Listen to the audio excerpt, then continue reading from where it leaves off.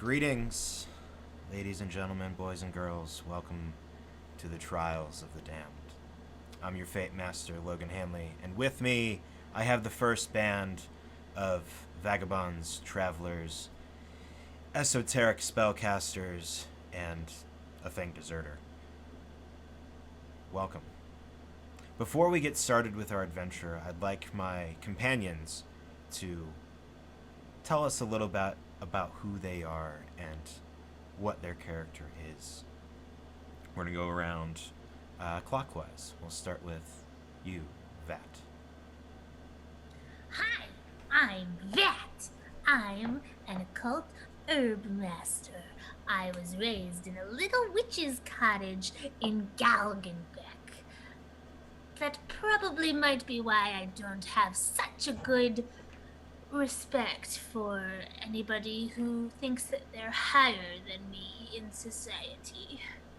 I live in a little forest and I hate trees. Okay. Karva. Right, that's me. Hey, what's up, everybody? My name's Karva. When I was a child, I was abandoned in some rundown inn. I don't know if it was my parents who left me, a family member, but somebody abandoned me in that place. I just remember waking up, being surrounded by feral dogs. But instead of taking me in as food, they took me in as one of their own. And ever since, as I grew up, most of the pack ran off, but one of them stuck by my side. My loyal hound Gretchen walks by my side throughout these wastes. I will chase down those who wrong me to the ends of the earth until I've taken my revenge.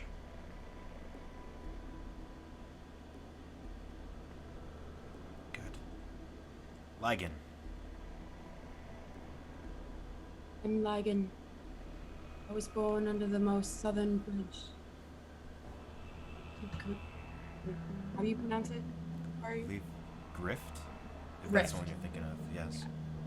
Most southern bridge to Grift. I was never a child. I was born as you see me now.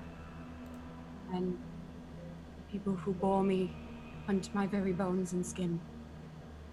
So I thrive to become the most powerful being. Rise and seek my revenge. I never wanted any of this, but I'm here to reap what I am owed. Abhorred. Hello there. I'm Abhorred returns the truth.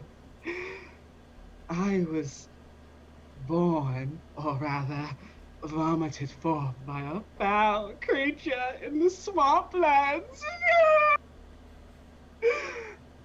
I'm happy to be here amongst my friends.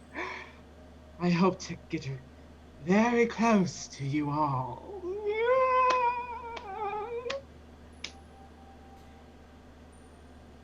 And last, but certainly not least, Belsum. How do I follow all that up? All right. Hello. My name is Belsum, and I just love eating anything I can and biting whatever I can here. I'm a diseased little rat girl or a cursed skinwalker, whatever you want to call me. I died on the back of a plague cart. I should have died, but I didn't. I'm here. Look out for me, because if I bite you, you're gonna turn on all your friends. I can't wait to see it. Well,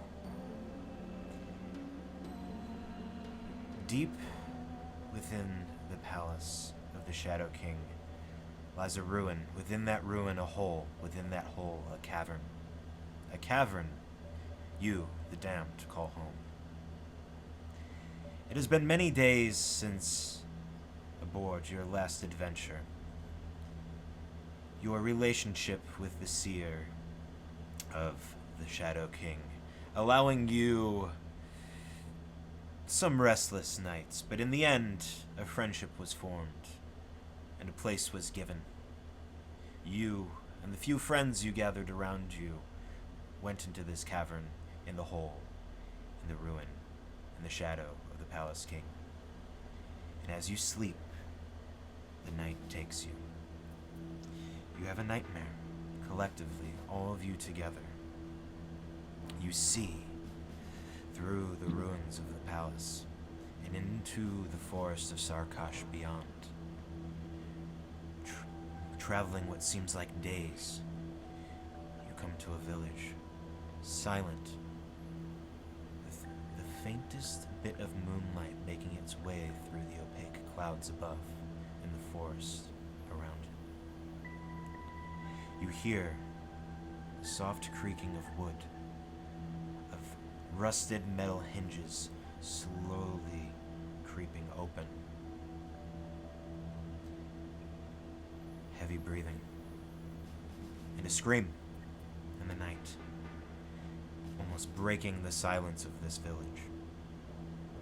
Your dream advances now to the back portion of the village through the woods, where you hear, or where you see the head of a figure, Fey-like, with horns, come sprouting from its head. The three eyes reflecting like the moon on a lake. Its mouth opens, and you see its jagged maw staring into what you think is your very soul before you all are jolted awake. What would you like to do? What the heck was that? You all saw it too. With the horn? Like this? Like a bat? 3 eyes.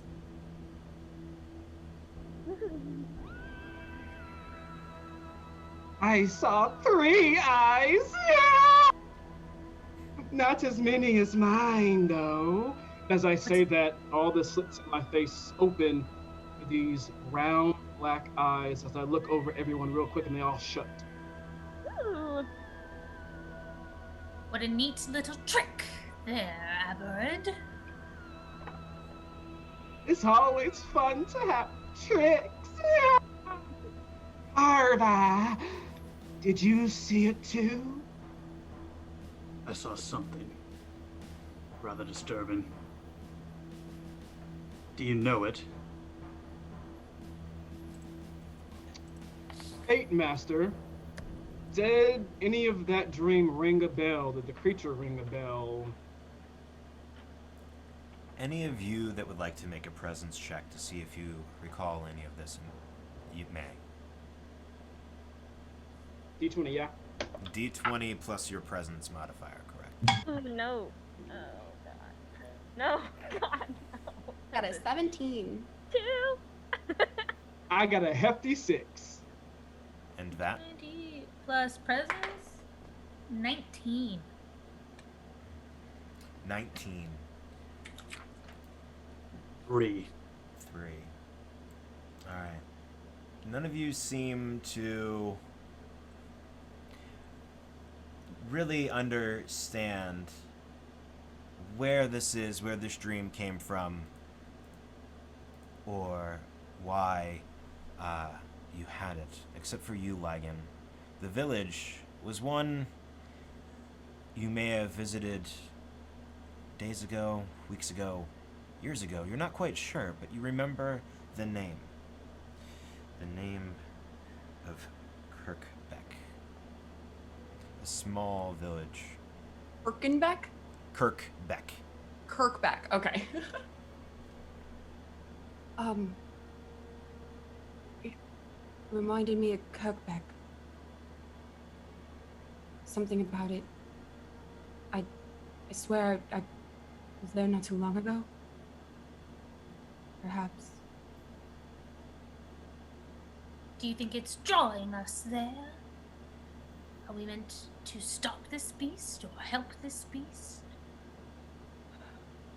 I couldn't tell you. Seemed friendly. Curious. I don't know. How far away is Kirkbeck from here? Kirkbeck. far away? You'd imagine is at least a 3-day travel. There is, from what you recall, some sort of small trail that leads there. So you think you guys can get there, and you don't think that it's going to be, or you wouldn't believe that it's a super dangerous trek. A few days.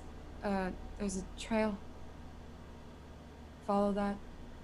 It should be fairly easy, I assume.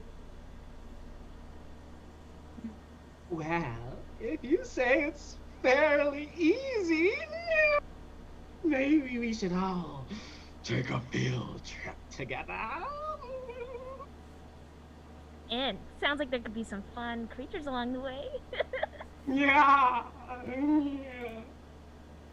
I turn to my 3 bat companions that are just sort of hovering around me, and I like scratch their little chins and yes, we 3 are up for a travel, aren't we?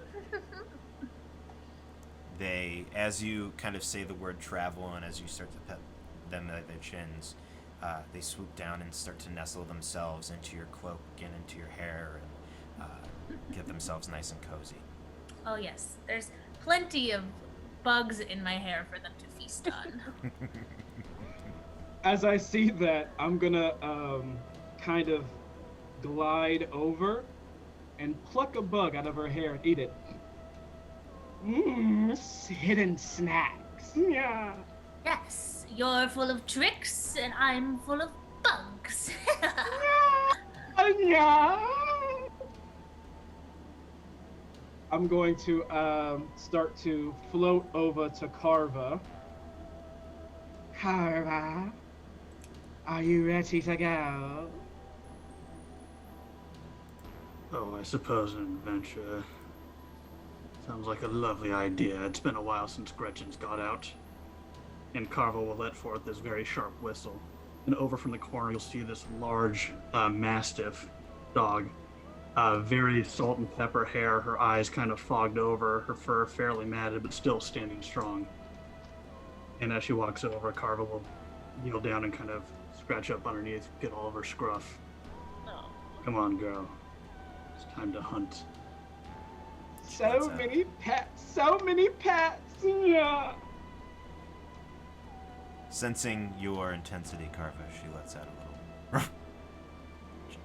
She doesn't tend to growl often, but when she does, it's usually for a reason.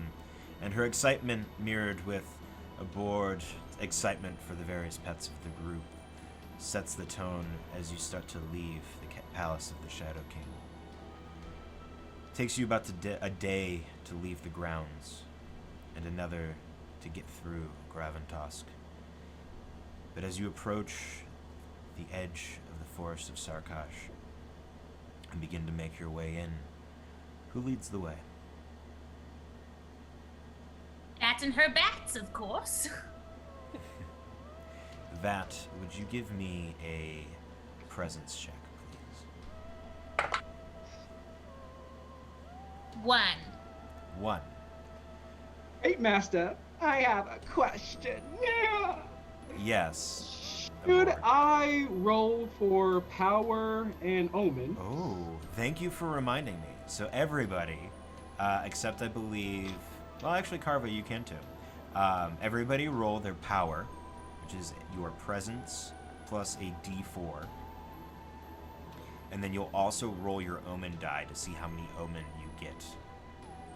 For those of you watching, omens are luck die of sorts. You can use them to re-roll an ability check or an attack roll. You can use them to negate a critical failure or a critical success. You can use them to drop the difficulty rating of a dice check by, I believe it's 4. And then you can also use it for, what's the last one? There's one more. No. Is that everything? There's 4 of them. Max damage, reroll, negative d6 max damage. Yeah. There we And no fumble/crit is what I have written down. There we go. 1, 2. Yep, that works. Everybody good? Which, if that is the case, I rolled a 4, and I'd like to use one on that fumble. You may use one on that fumble. Please do. All right, so that's gonna be this, and then for my, you said the omen is a D4 plus presence, right? Your power is a D4 plus presence, and then your omen is your omen die, which I believe for you is a D4. D4, gotcha. Ooh, 4, sweet. So what is the power again? I rolled it, but what does it do? Your power allows you to cast the scrolls that you have. Okay.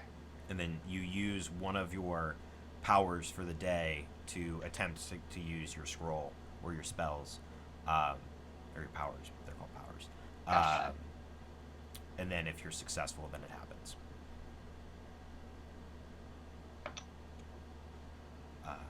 So, Vat, what was your new roll? Oh, I roll again. Lovely. 3. 3. So, as you begin entering the forest, feeling very confident in your ability to find Kirkbeck, you travel out with your bats flying out ahead of you and flying back. And as you do, Lygan, knowing where Kirkbeck is, you recognize that you're going in the completely opposite direction. And you guys maybe get about a half hour through before Lygan you realize this. I hate to be the bearer of bad news, but we're going the completely wrong way. What? I thought we were going in the right direction at first, but upon realizing, we're going in the complete wrong way. That does like a complete 180 or a 180, just like whoop on her heels, and is like, well, I don't know why I was put in the front, but I guess I'll just turn around. You were the one who just took the front. We just let you have it. Yeah. So I suppose everyone has learned a lesson here? No. I begin to follow Lygan. Yeah. Lygan, knowing the way, you begin leading the party through the forests of Sarkash. As you do, the trees, in the typical fashion that you're used to, Lygan, some of the others of you, it's a bit unsettling. Having just recently moved to the Palace of the Shadow King, you haven't had the opportunity to see the forests of Sarkash firsthand. And as you do, and you begin to walk through, you watch as trees begin to shift, as if there's a wind, but there is none to be felt. You watch as a trunk that maybe was 2 feet from you at one point shifts in what you think is just turning your head forward and looking back to maybe a handful of feet away from you. You travel for about a day and make camp. And as the night falls, rest falls upon you. You wake up the next morning, Lygan leading the way again this time, feeling this urge, this sense pulling you closer and closer to Kirkbeck. Night begins to come as the sky above you gray. Go ahead, Abhorred. As we're traveling, I'll kind of speak out to Lygan. So, Lygan, you seem so focused. Care to share why you want to go there so bad?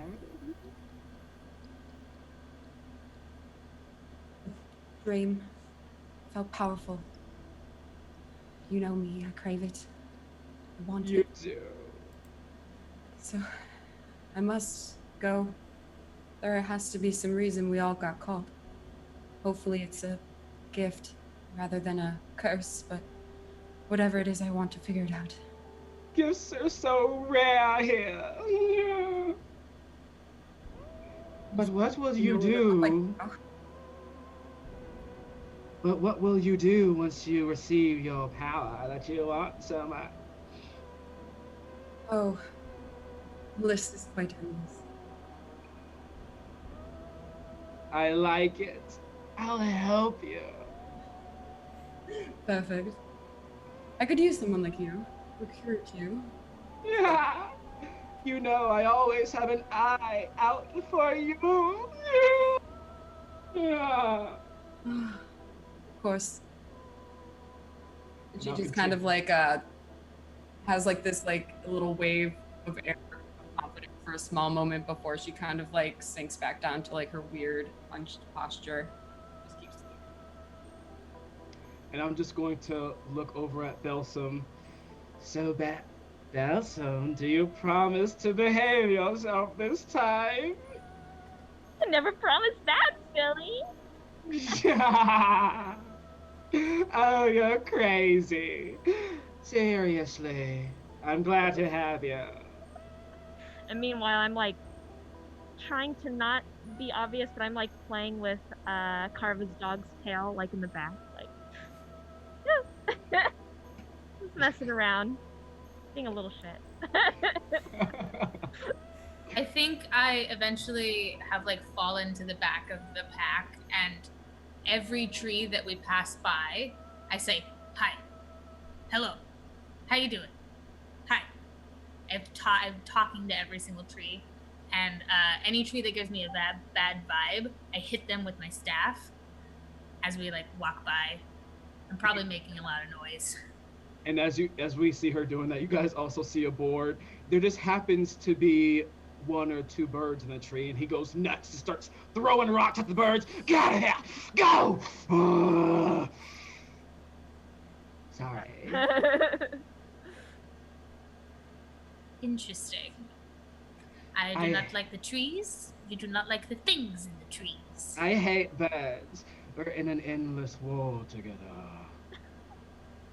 Did they do something to you? Yes, they did. They watch me. They peck me. They hate me. And I hate them. It's fun. Interesting. I would not call my war with trees fun. But it's interesting that you find yours quite entertaining. It's all about perception, my dear. Hi. Hello. Hello. Hi. And as you go on your second day of not only listening to Vat say hi to every tree within eyesight, and Abhorred throwing rocks and other sorts of things at anything that beats a wing, other than Vat's bats, of course.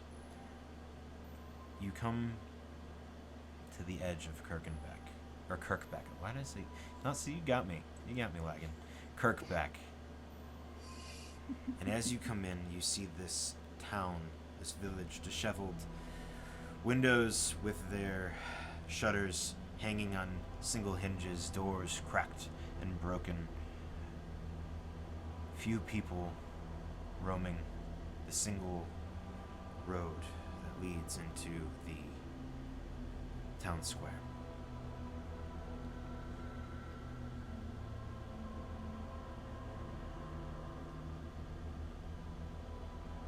I will, go ahead, Karva. I'll kind of kneel down next to Gretchen, scritch her behind her ear, say, "Let's see what you can find, girl." And I'll send her off, and you see her nose just immediately go down to the ground, and she just vigorously starts sniffing around. Okay. Roll a d20 for Gretchen, please. And, she, per the book, has a superb nose and can sniff out treasure and even the most disgusting debris. And even the How most did they t- disgusting. What'd you get? 2. 2. Doing great. So, as Gretchen begins to search around,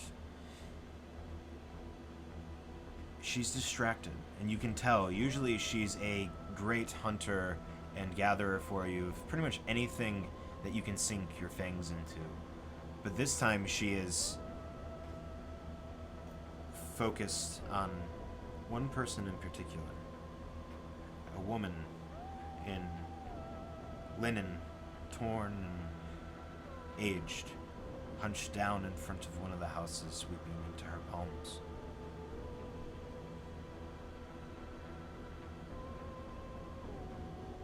Karva gets down on all fours and kind of goes charging over. Gets right up next to Gretchen. I'm gonna reach out and put a hand on this woman's shoulder. Okay. As you do, she looks up at you, her face pockmarked and scabbed, and eyes bloodshot and swollen from what seems to be days of crying. Can I help you? Who are you?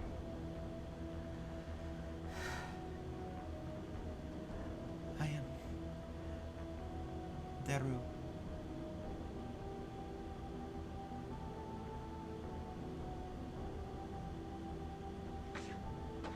Are you alone here? I am. Yes.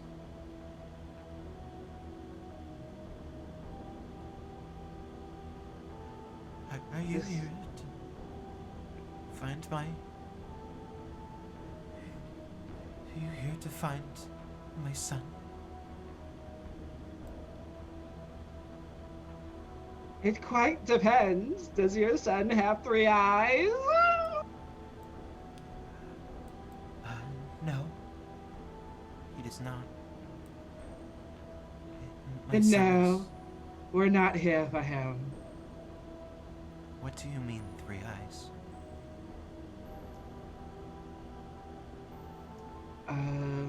We saw a beast in a dream. 3 eyes, very big. It brought us here. Those eyes.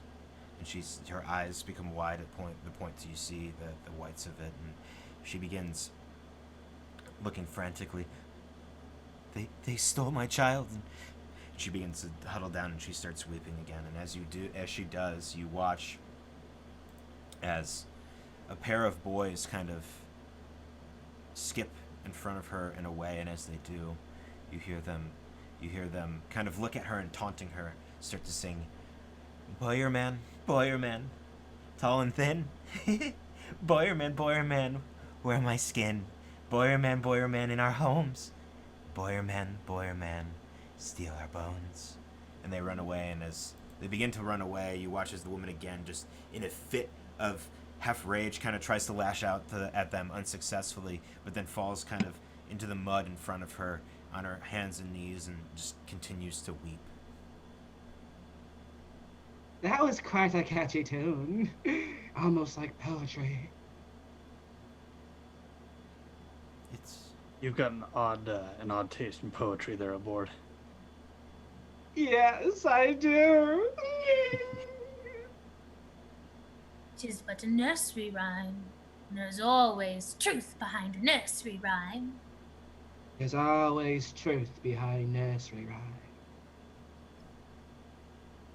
I'm gonna kind of glide over to this crying woman, and I'm gonna ever so elegantly bend down. It's weird watching Abhorred move. He moves very kind of alien-like. He has long, gaunt arms, and you can only see it when he reaches out of his cape, out of his cloak, and back in. But I kind of bend down towards her.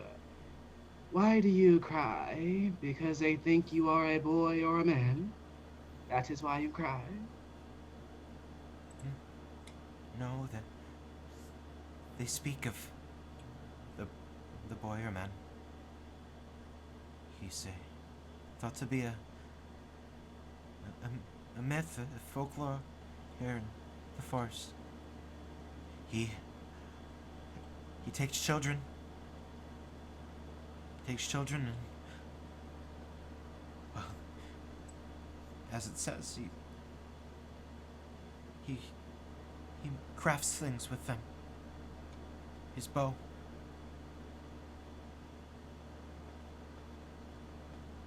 What a horrible way to go. Oh, sorry. By any chance, would this boy man have 3 eyes, perhaps? I think so. If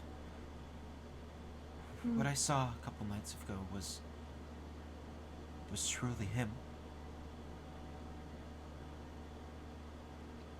Sorry if I missed it. I was looking for birds. How long has your son been gone? A few days? A few nights. I heard him scream and I ran in. All I saw was the face. Tragic. Taken What? from your home? He must have been, yes, and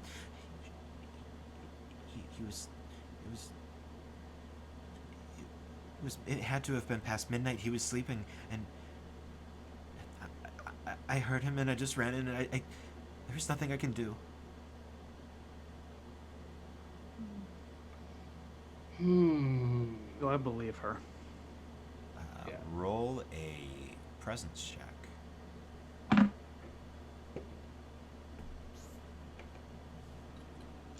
9. I will give you my omen, one of my omens, to reroll that. Thank you, Okay. Abhorred. Go for Of it. course, of course. 13. 13. That's just enough. Hey. She's being honest and forthright with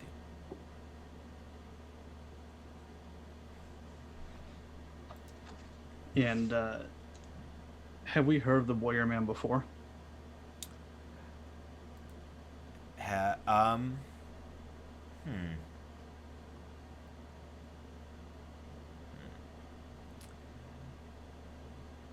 Roll another presence check. All of you can roll a presence check if you'd like.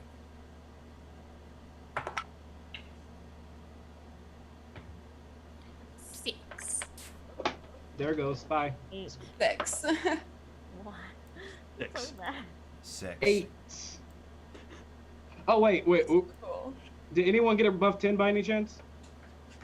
I'm gonna use my second omen to re-roll my 8. Come on, give me something good. Come on.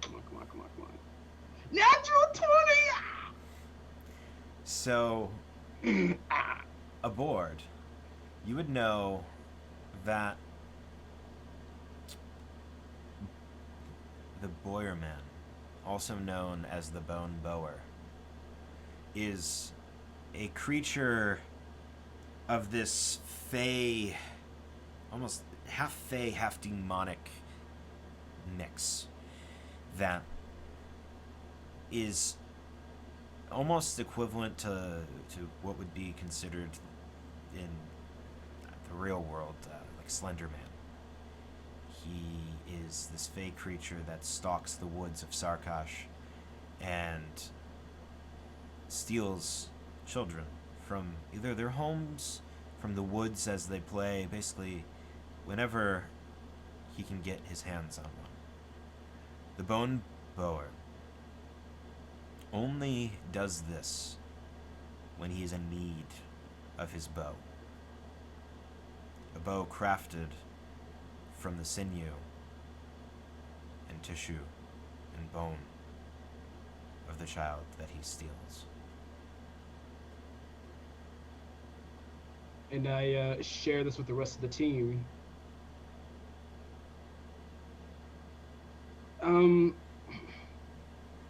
Fate Master. Yes. From what I've like kind of visualized of the Bone Boar and the creature that I saw in the dream, they're two totally different creatures, right? Like they don't what I saw in the dream and what I know of the bone bower, they're two different creatures. Yeah, they don't look like each other. No, you have reason to believe that what you saw was indeed the bone bower. Gotcha. Well, he Well- must break his bow a lot if he has to steal so many children. He must. But what could he be using the bow for that would cause it to break so often? Maybe he's just really strong.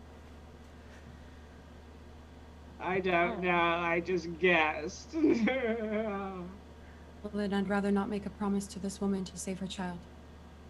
Her child's gone. That we know for sure. 3 Especially days does 10 seem days. like a long time. That he wouldn't just use the child. I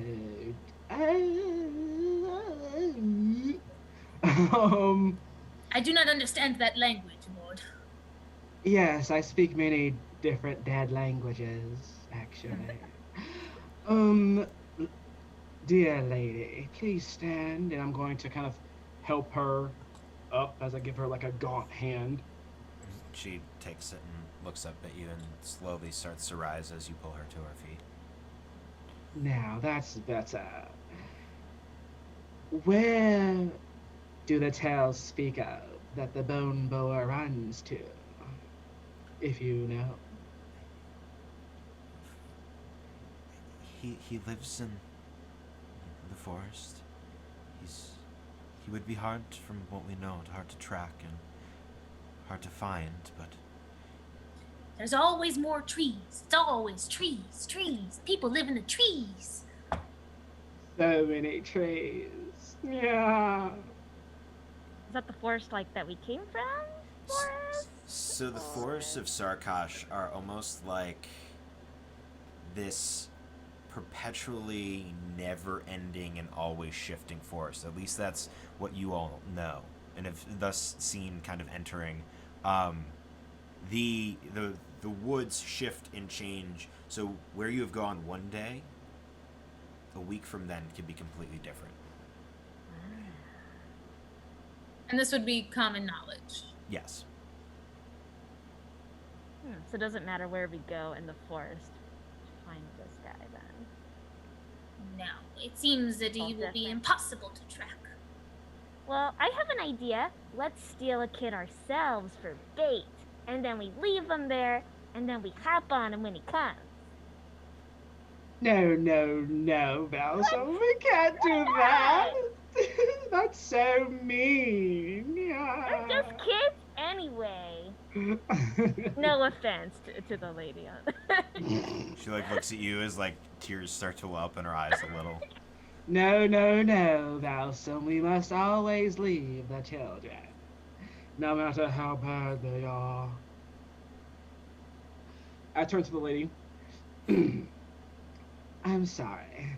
What was your name again? Daru. Daru. Nice to meet you. We'll do our very best to bring back your son. Okay, I promise. Thank you. No promises. I said we'll do our very best. I didn't say we will. I said we'll do our very best.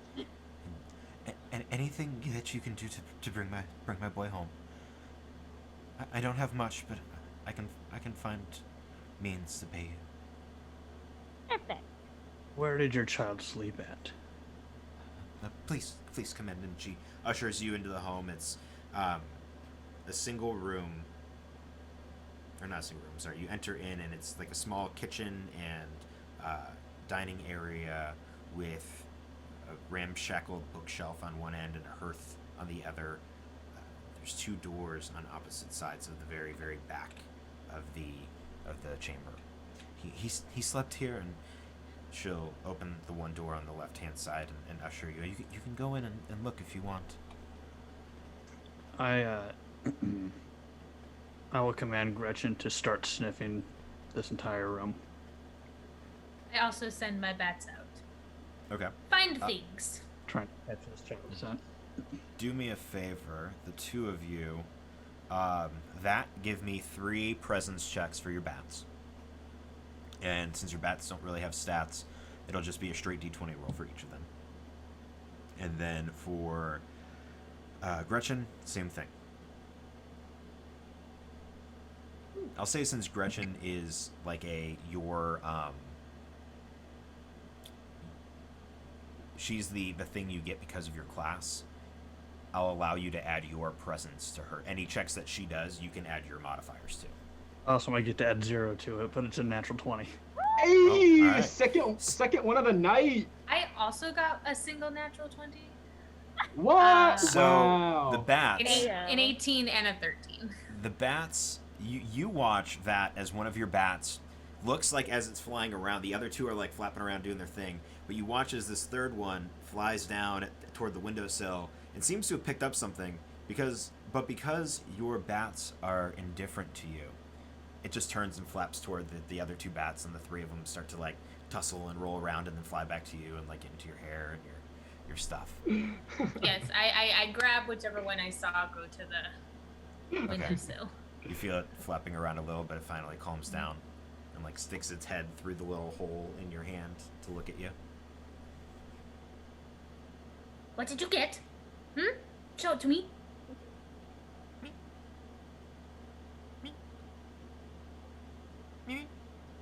I don't know what Did it bats sound good? like, so they're gonna meep. They can meep. Meep's fine. I don't Does want to do anyone- I don't want to do dolphin noises in the middle of. But it doesn't seem that you're getting a strong. What's the word? You're not getting any strong guidance from your bat. I see. So it didn't pick anything up. That's what I thought. You noticed, and it looked like it did, and then because your bats technically don't Right. do anything for you, they just are your bats. It noticed something, but it flew away. And Gretchen, kind of piggybacking off that smell, you watch as Gretchen hops up onto the windowsill and sniffs the edge of it and lets out a bark and hops out of the windowsill.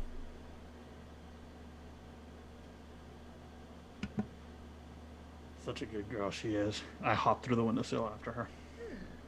I jumped through. I do not. I glide up to the window and I just look through. I walk Yeah. outside of the house using the door and walk around. Yes, Where the yes. wind- I as well follow Lygan through the door. Okay.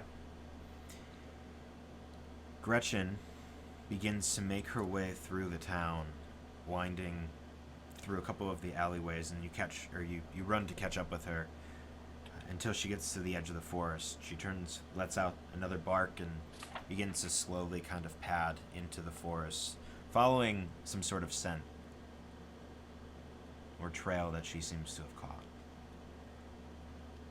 You see Karva get down on all fours and kind of begin following right behind her.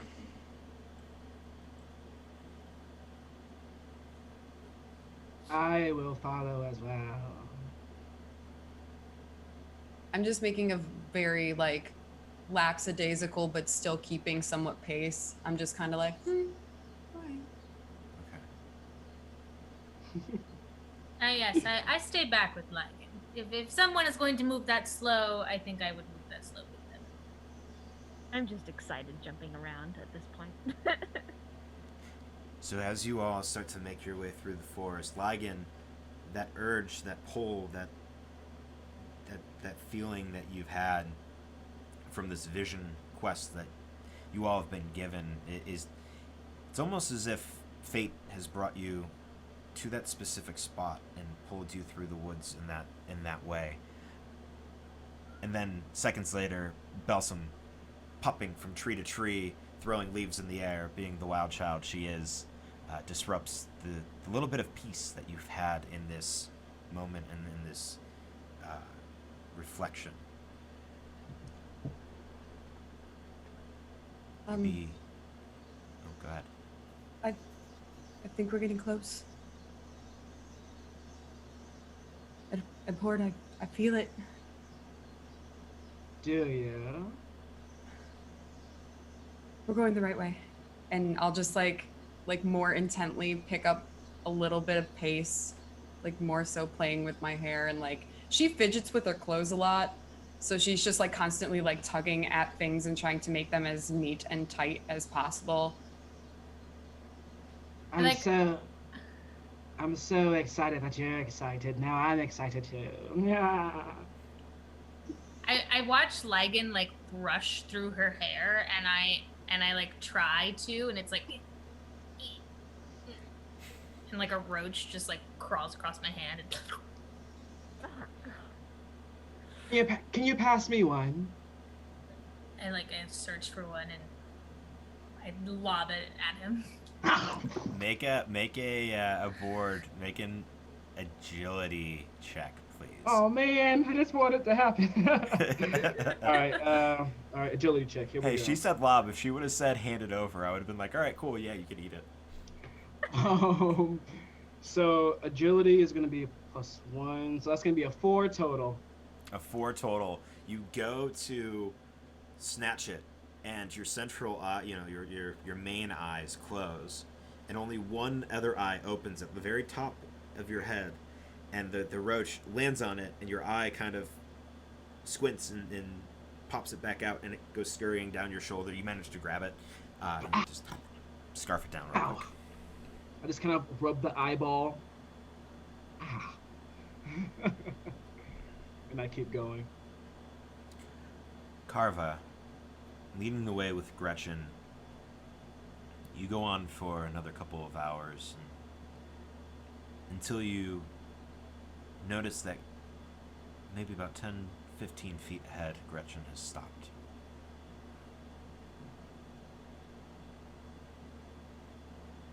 I will slowly and quietly make my way up to her side. As you get closer, you can see that the hair on the upper portions of her back is raised. She's in more of a defensive posture than an aggressive one, but is still ready to pounce and do harm if needed. I'll kind of stop about 5 or so feet behind her and just kind of let the rest of the group know that Gretchen sees some kind of danger up ahead. Ooh, danger. Sounds fun. And I will look out and try to see what she sees. Go ahead and give me a presence roll, please. 15. 15. 5. Looking out. Oh, sorry. I thought it was a group. Oh. Oh no, you're good. Looking out, you only see the blackness of the trees beyond. The sky above you, lifeless and gray. It's light out. It's still daytime, but in this world, the sun has not been seen in years, decades, eons. It's something that's only been spoke of, never seen.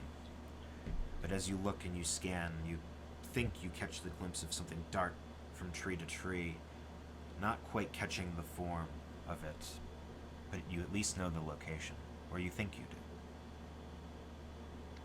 As I see that, a grin comes across Karva's face, and he runs his tongue across his jagged, razor-sharp teeth, and just lightly pressing against it, his tongue begins to bleed a little bit. He looks towards Gretchen. Looks like we found our dinner, girl. She And I looks at begin you. heading off in that direction.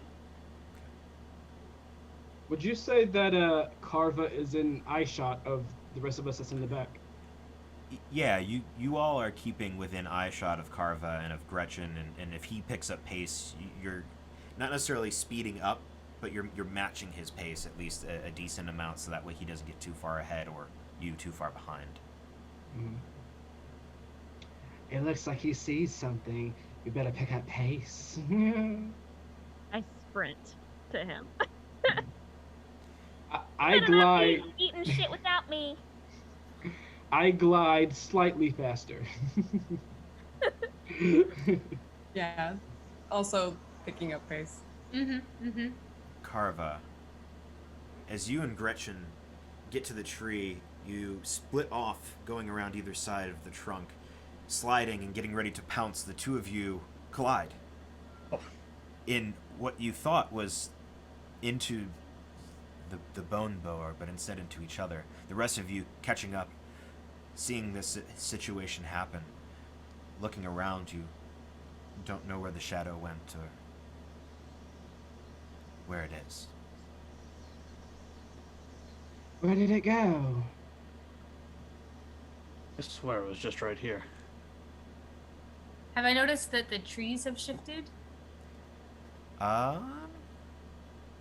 Yes, but not, from where he was, it wasn't enough of a shift to be super meaningful, if that makes sense. Damn trees!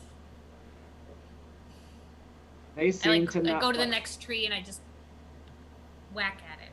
Yeah, show as that you tree. go to whack at the tree, you stop. And as you do, you notice you're about halfway into your swing as the limbs that were hanging there, well, you thought they were limbs, rush in to grab you. I need you to make an agility test.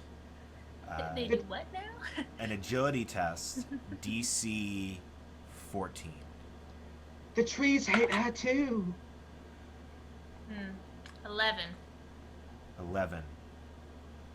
That fails, so you will take... It does not have its bow, so it has to use something else.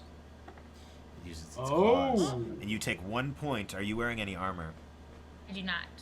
Okay, so you take 1 It's point all of damage. cloth. You take 1 point of damage as it sinks into your chest, and your eyes open as you look up.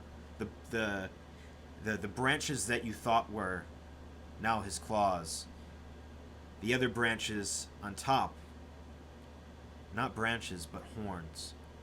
And as the gray light starts to come in, you watch as 3 eyes open up and stare at you, its mouth grinning, toothy, pointed, jagged, as if Karva's fangs were doubled, if not tripled in size. Hello. I found the bone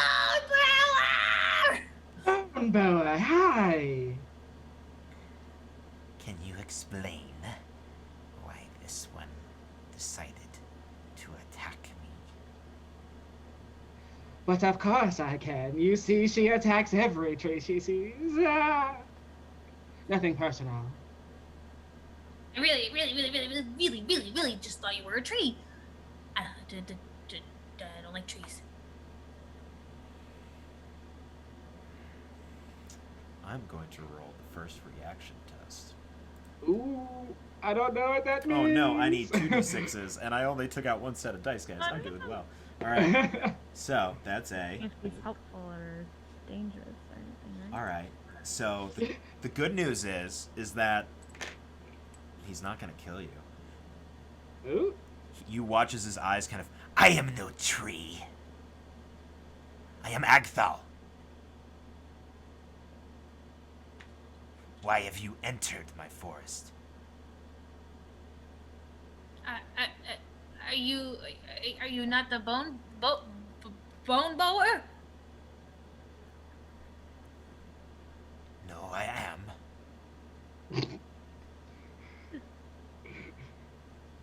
Okay.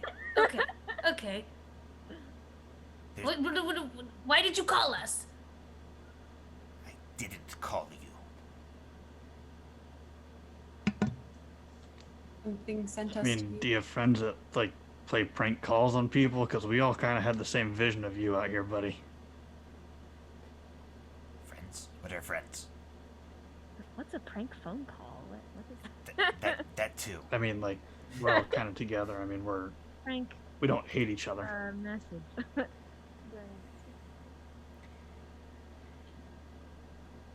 Has he let me go, or am I No, still? his claws, which are like tiny needles almost, are still kind of protruding into your skin. Love that for me. You mind putting her down? Make a presence check.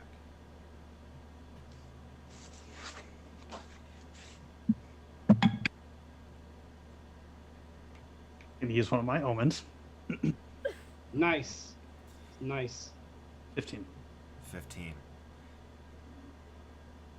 You watch as this creature sets her down, and you wince a little as these needles are pulled out of you.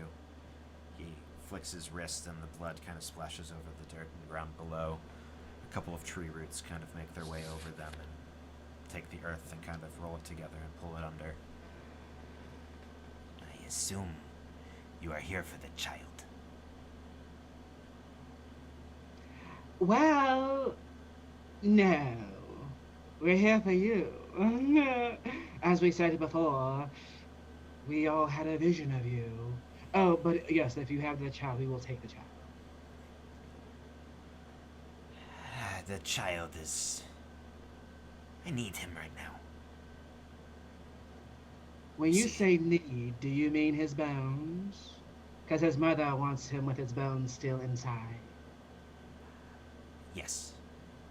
I do mean making and recrafting my bow. I have a crazy idea. Crazy idea. What if you give us this child, we get you another child who doesn't have a mom or somebody who cares about it? What? There's got to be tons of those, right? You watch as its three eyes all shift toward Belsum. We I keep like her. that one. We keep her. She's No, not no, we care about that one. See, somebody cares about that one. I hide behind Gretchen. Okay. Well, if you are offering to do a task for the child, whether it is bring me another child, I have a simpler solution. My bow. I am recrafting mine, not because my former was broken, but because it was in the possession of Drew. Drew. Drew, which you would all know is short or slang for druid. I know nothing of those. Of course you don't. You see, Well. he took it one day, and since Why he were claimed you not guarding it? Stupid. I was. He bested me. Unfortunately, caught me with my bow down. And he took it and brought it to his home. And when he did, he claims dominion of this land, kind of protects Kirkbeck. So I was not able to claim a second child. But when I went just days ago, the child was took, which means the Drew is dead. Go to his So home what? in the Hadean Grove. If you bring back my bow, the child is yours. With its bones still inside of it. If my bow is intact, is in my possession, I will have no need to turn his tissue and his flesh, Okay, his but bone into a new one. I mean, if this is, such an easy thing, why don't you just go do it yourself? I was kind of thinking the same thing. If you know that the Drew is dead, What's the danger? For the Drew to be dead means something more powerful than even myself is there. Why go and risk my own life when I have a child already in my possession? I see. Well, tell us, Bone Boy, how far away is this Drew's forest? The grove is... He watches his hand flicks and points off into the distance. Maybe 3-hour march, hike through the wood that way. Do I believe him? Roll a presence check. Do I want to use... I only have... No. No, I'm not going to use it. It's going to be a total of 8. 8? Yeah, he seems pretty trustworthy. Very well. It looks like we have another fun field trip on the way. We'll get you your bow if the Drew is dead, and then you give us her son all intact and alive. He watches his head bows a little. It is I the bow deal. to him. Should we shake on it then? You watch as his hand and his arm, almost skeletal, and reaches out toward you.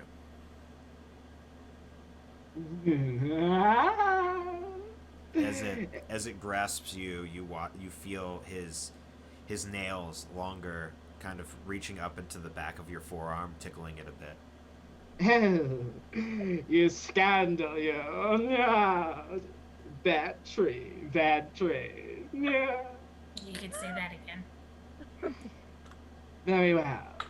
We'll be on our way, unless anyone has any other questions. Bye. And I will just kind of very eerily turn and begin to glide the direction that he pointed. Okay. Do the rest of you follow? Oh yeah, I'm out of there. Yeah.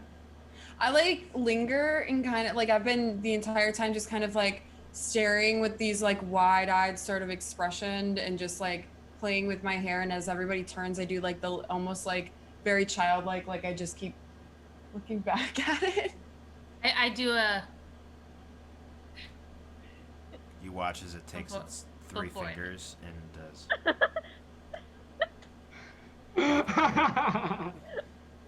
As you walk by Belsum, you watch as it smiles and grins, and you see all of its teeth. I look forward to seeing you again.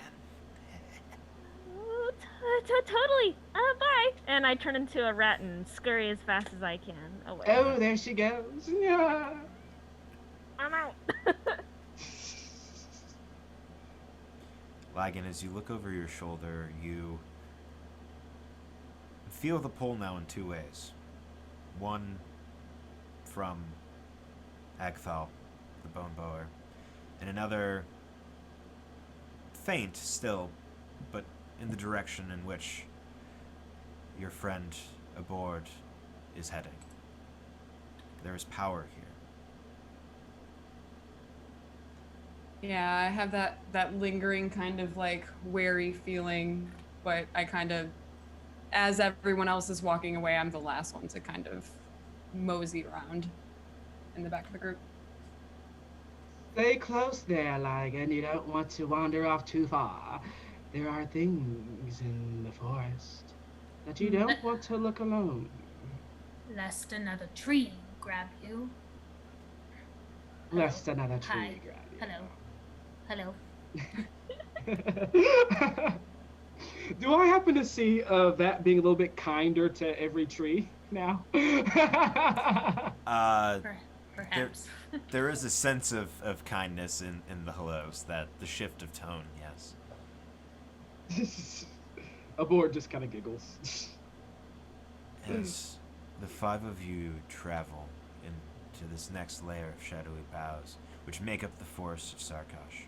You notice, as the forest shifts and stirs around you, you feel as if you're losing a sense of time.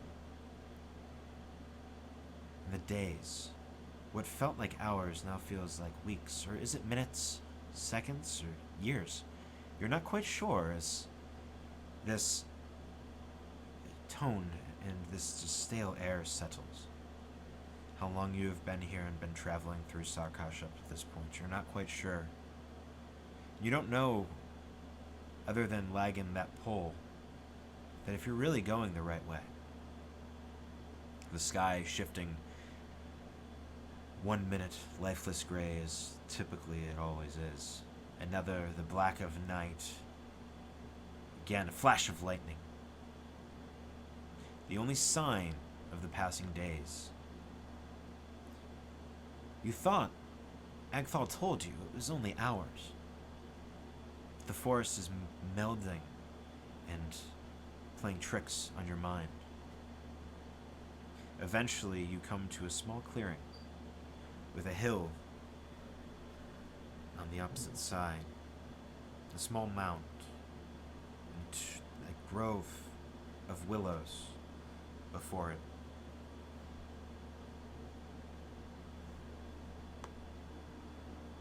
What a beautiful grove this is. Do we Hmm. think Lied this is to the us. place? That was a heck of a long time. Or was it? I don't know. I lost track. It was doing that thing where the trees move on their own, and we're kind of in a maze of sorts. It's fun. It's unexpected. But I think we finally made it. Or close to it, anyway. Do I happen to see any footprints or anything? Make a presence check for me. Abhorred, did you roll your power for the day? I did, yes. Okay. Just making sure. Mm-hmm. All right, so presence. Oh, that's not bad. 17 total. 17 total. You see tracks of some sort of human. You see boot prints in the ground heading toward the cluster, the grove of trees. You see footprints maybe about a size and a half bigger than the humans or the boots, with claw marks dug into the ground, and you see hoof prints as well. Almost swine-like. You all just see all the slits in Abhorred's face open again to round black eyes, and though they don't have pupils, the very faint light you get bouncing off of them, you can see them moving in like all directions, everywhere, and they shut. Oh, well, look at this. What a nice little trail we have here. Footmarks. Prints. Wow, they're bigger than usual, huh? Is that a swine I see? Do you all see this? I pointed out to everyone. Do the trails look to lead anywhere? Or is there like any blood anywhere? Does it seem to be like it was a struggle? How do the footprints look, like kind of matching up to one another? When he points out the two, the boots and the larger with the claws, they look almost in tandem, like they're walking next to each other together towards the grove. You don't see an archway or anything that resembles anything through the or any sort of opening, but you would imagine that if you parted the leaves of the willow, that you would be able to see what's beyond.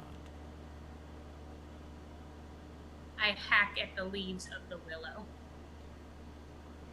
As She you has learned nothing. hack into the leaves of the willow, you hear and out from another portion, you hear, and as the willows spread open, and this giant boar with daggers, what seems like hundreds of daggers stuck into its back, come flying out of the willow, turn and glare at the five of you. Hello there. That, roll me a d6 for initiative, please. Ooh. So in Mork Borg, initiative is based on rolling a d6. On a 1, 2, or 3, let me double check, the party goes first, and on a 4, 5, or 6, the enemy goes. Or no, it's the opposite. 1, 2, or 3, the enemies go first. 4, 5, 6, the party goes first. We got a 5. You got a 5, so you guys are going to go first. So what I'm going to have you guys do is you guys are each going to roll your own initiative now to see, in order of you guys, who goes when, which will be your agility plus a d6. D6. Not bad. I got my number. All right. Belsum, what'd you get? 4. 4. Abhorred. 3. 3. Lygan. 5. 5. Let's see. Karva. 4. 4, which was the same as Belsum. So would you like to go before or after Belsum? Belsum can go first. Okay. And then Vat. 5 as well. 5. So which one of you guys would like to go first? I can go first. It's either. Oh, I'm sorry. It's you or Lygan. My bad. She can go first. That's fine. Vat. So what would you like to do? So there's this giant boar in front of me, correct? Yeah, it's this giant, maybe about, in terms of height from the bottom of its feet to the arch of its back, maybe about 4 feet.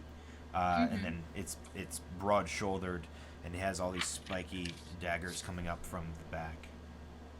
And we are still outside, yes? Yes. And sorry, I have a Correct. question, Fate Master. Did you want me to roll an initiative for Gretchen as well, or will she just go on my turn? She'll go on your turn. Okay. Does it say? Or does she count as a weapon? There's nothing specific in the book about her. We'll say she goes on your turn. Okay. So yeah, Vat, your turn. What would you like to do? Lovely. So question on, I'm assuming, because I have a red poison on me that, so it says toughness DR12 or negative D10 HP. Mm-hmm. So is that something? So please explain the toughness DR12. So if you were using it against one of your other players, it would be a toughness DR12 that they would have to make. If you're using it against this this beast, it would be considered. I would just roll a D20 against the 12, and if I got a 12 or higher, it's the same thing. The monsters don't have stats like you guys have stats. They just roll a single D20. I see. But for the purposes of this, if you were to use it, you'd have to throw it, which would be a presence check to do so. Okay. I would like to do that. I would like to reach into my giant cloak, pull out a vial of glistening red poison, and huck it into the maw of this. So go ahead and make a presence check. The DR will be 12. I got a 4. A 4. So as you chuck it, it maybe goes about halfway to it, and it clinks on the ground and shatters. And the poison sinks into the grass. Okay. Anything you want to do? Hide behind somebody? Run away? I'm in the way in my head that I'm picturing is I'm sort of near like the trunk of this willow, so I would like to hop on over behind that trunk. Okay. Yep, you can do so pretty easily. Lygan, your turn. Okay, so I would like to take out my knife, Okay. and I imagine I take it out from like a boot hilt, so like I'm holding it backhand, and I want to try and come up and slice like it's over where its shoulder or some vital part of that body would be. Okay. If I possibly can get close enough. Go for it. Yeah, you can Okay. get close enough. You guys aren't that far. It's not that far from you guys. Okay, so then I roll a d20 for this. You roll a d20, and you'll add your strength modifier to it. Oh, good. So nothing. I rolled a 12. Sorry. A 12. Yes. That is exactly what you need. So go ahead and roll damage. Okay, so that is just a d4. I will roll for him to negate damage. I got 3. 3, and he negates 1 point of that. As you slash in, you do a pretty. You watch as your dagger now becomes yet another dagger in the back of this creature as you slice through, and it gets into the meat of it and stuck a little, but you manage to pull away and get ready for another attack. Awesome. Can I potentially in the same turn move away or move adjacent to maybe not be like standing in front of it anymore? Yeah, so you can do so. Okay, yeah, I just kind of want to shimmy. Belsum. Oh, perfect. My turn, and I turn into a rat. And I'm going to take off my mask now. So I can breathe a little bit here. And I'm gonna go after him, try to bite him. Awesome, go for it. And that is a d20 plus the strength, right? Correct. Oh no, that's a 3. A 3. So you go to bite him, and you miss. And as you do, you lunge, and you fall into one of the daggers, and you will take 1 point of damage. Rip.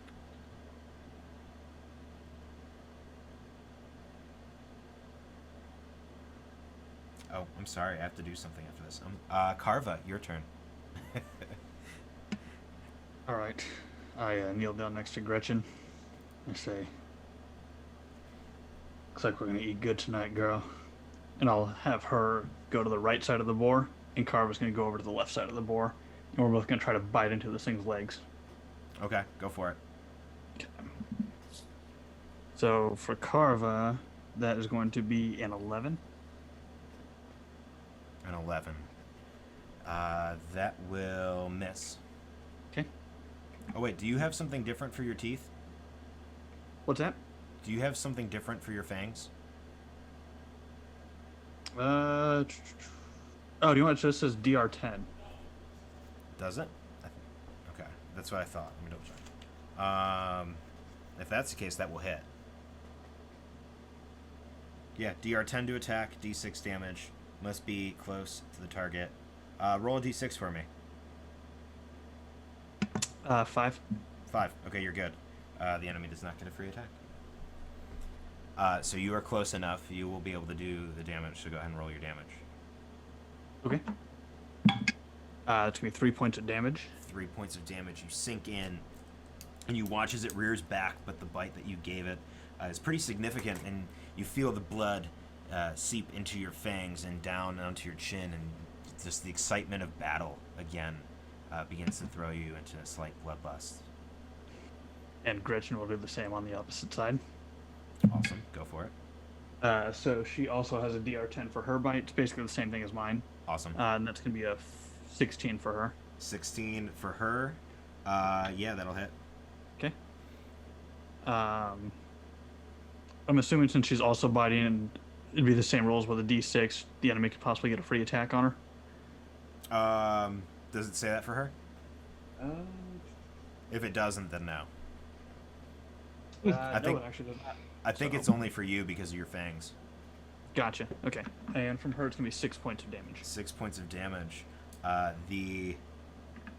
With the Dredge Hog's dagger back, it's able to deflect all 6 points of that damage. Ooh. I rolled a 6 on its armor to negate the damage. Thanks.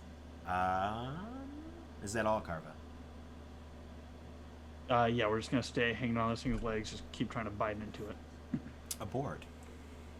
Oh my, isn't this getting out of hand? I'm gonna make sure that I'm roughly 15 feet away, give or take, just to not be in swinging radius. Okay. And I'm gonna be like, what was my gift for today? All right, I feel it. And as I say that, all my eyes open, and my my own eyes turn black from their gray, and then fire starts to kind of spew from them as I raise my hands. Okay, let's make it a little bit more interesting. And as I clap, there is this kind of explosion of fire as I do, what's the name of it? Palms open the southern gate. Okay. So that's going to be a ball of fire hits D2 creatures, dealing D8 damage per creature. So Before let me go you ahead do, and you'll need to make a DR12 presence check to see if the spell is successful. all right. Yeah, spells aren't unfortunately like in D&D where you can just actively cast them. You have to actually try to cast them. Natural 20, Fate Master. Natural 20. So since that is a critical, you'll do double damage. Shut up. Really? Cool. For real? Dope. Yeah. Awesome. I mean, yay! All right. Fate Master, is it just double 1 die or roll 2 die? We'll roll 2 die. Because Okay. that's what we do for the weapons as well. So we'll keep it fair. Wish me luck. Ooh, that's good. 7, 8, 9, 10, 13 points of fire damage to the hog. As you cast this power toward it, how do you kill it? Oh, as I clap my hands and then a wave of fire, it just explodes into embers, and there's goo and blood all around. Everyone is dirty in that radius. Alright. Sorry. Maybe I did. I put too much into that clap. Man, I didn't even get to bite him. Stupid. Aw, I'm so sorry, Belsum. Next time, I promise. And I'm gonna glide over to the exploded hog. Wow, all of these shiny baubles all around. As I look around, and all the weapons that was in its back are kind of like splattered all over the place. What do I see upon the weapons? So, other than the charred and exploded remains of this dredge hog, you see a cluster of daggers, some still poking into the flesh of this creature, some scattered about the area. Looking around, you could potentially... Wow, that was a high roll. You think there are 9 of them that would be salvageable and usable. Ooh, as the flames kind of die down in all of my eyes, you all see them kind of move in all the directions of the metal on the ground. There's 9. There's 9 daggers on the ground. Anyone wants one? I know I do. And I'm just gonna bend down and like pick one up. I will Oh, yeah. also take 2. Okay, so that's I down rush to over. 6. I rush over and I take 2 as well. Okay. I'll take 1. Okay, we got 3 left. Is that a knife? Correct. It does a D4 of damage, I believe, unless the knife does Does more. No, I think it's a D4. I'm quite No, D4. surprised. I'm quite surprised. It's very rare that there's a death on one clap. Usually I have to do it twice. No. Yes, it seems that you are raging with power there, Abhorred. Oh, so much rage. Ah. Was there another creature besides the Dreadhog? There was not. Well, does anyone see where this Dreadhog came from? Is there other prints? Can I, as he's saying that, can I kind of just like make my way around to like the other side and just see if there's like a trail or something that it kind of either blazed or footprints of where it was? Yeah, so following its tracks, it's a pretty heavy and hard-footed beast, and following the path of its of it running out, you open up some of the willow leaves. As you do, you didn't notice this when you guys were standing a little bit farther back, but the willows, they look like they're exuding blood. And gore is kind of... You're looking up into the trees, and it's almost as if it's sap dripping down over and down through the leaves, and you see on the ground at the feet, and even on some of... Well, actually, you can't tell on the Dredgehog anymore, but on the ground where the willow leaves dangle, there are little pools of blood and gore. Oh, I go berserk. I'm like whacking the shit out of this tree. Like, you're bleeding! You can die! As you begin whacking this willow, in front of you, Lygan, from one of the branches, a fruit drops. Crimson, red, as if a beating heart.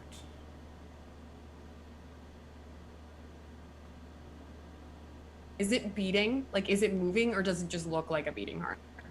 It looks more... Yeah, it's more of coloration.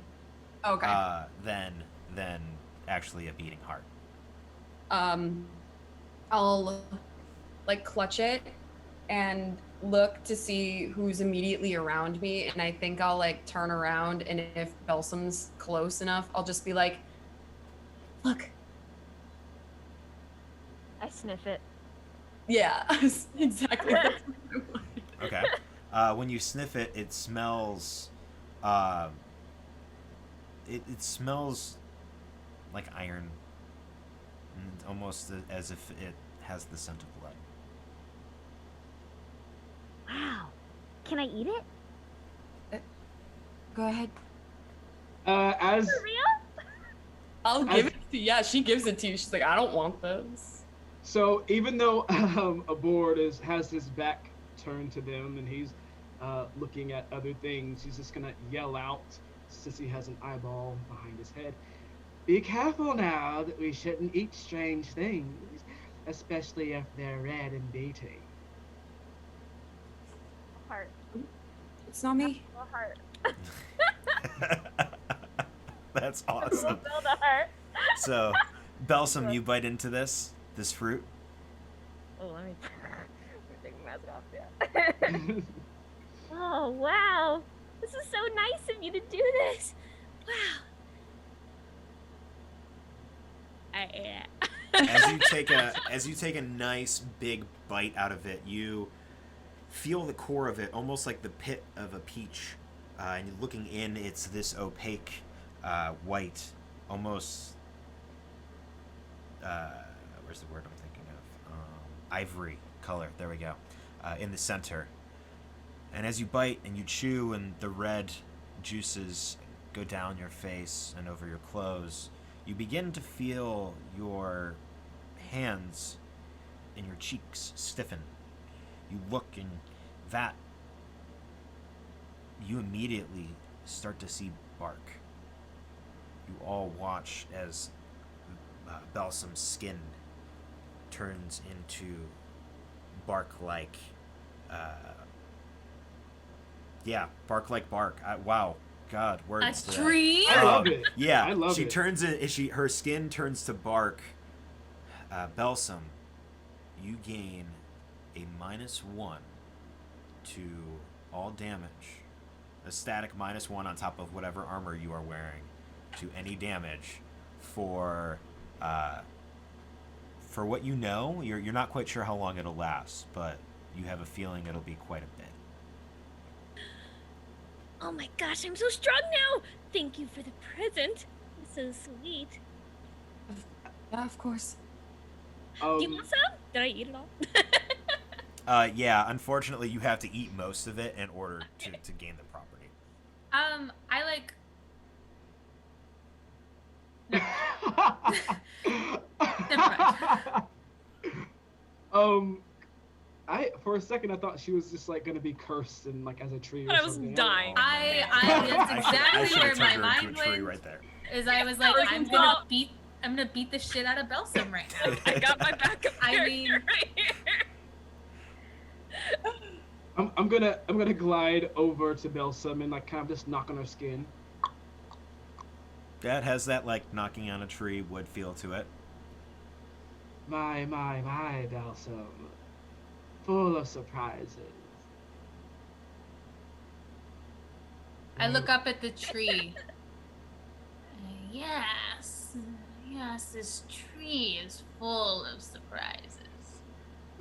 I'm gonna take my hand and put it under Belsum's chin to have her like look up at me so I can see her thoroughly.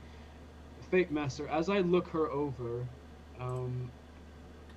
does her bark skin happen to still be decomposing as her flesh was? You can tell in places that her face was plagued that the wood is also plagued. Perfect. I want you to stay, you. My diseased friend. Very well. I'm gonna turn and I'm going to go further into the grove, trying to follow footprints of the swine that we just killed, to see if we can find this Drew's home. Okay. As you all start to head into the Hadean Grove, these willows that seem to almost look as if hands are grasping hearts in some places as you see additional fruit high above you in the boughs. The earth is almost... the ground is almost giving off this aroma of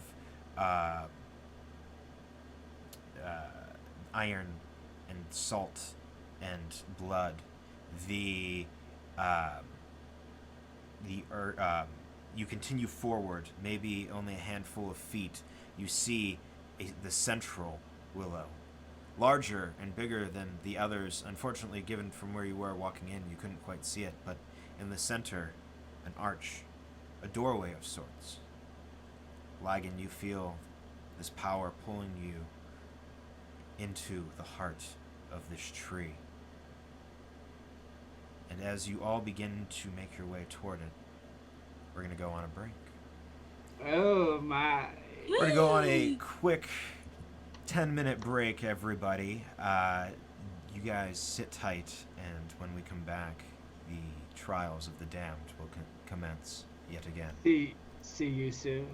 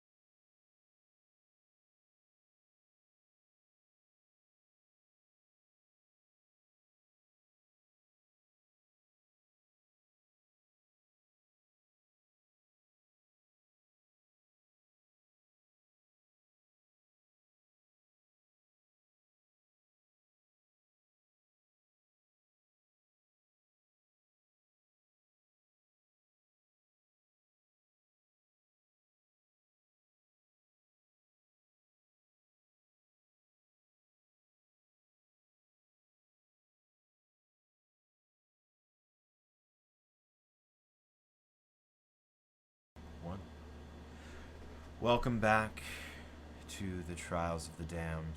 Again, I'm your Fate Master, Logan Hanley, and with me, I have these damned souls. Belsum, Abhorred, returns the truth.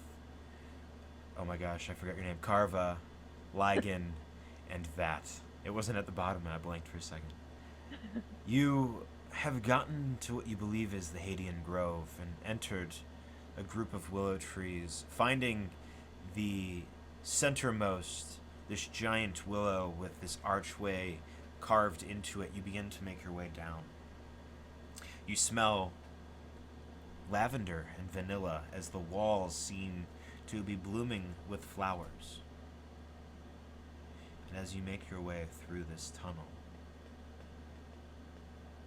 as you breathe in these fumes, if you will, I need you all to make a toughness check for me.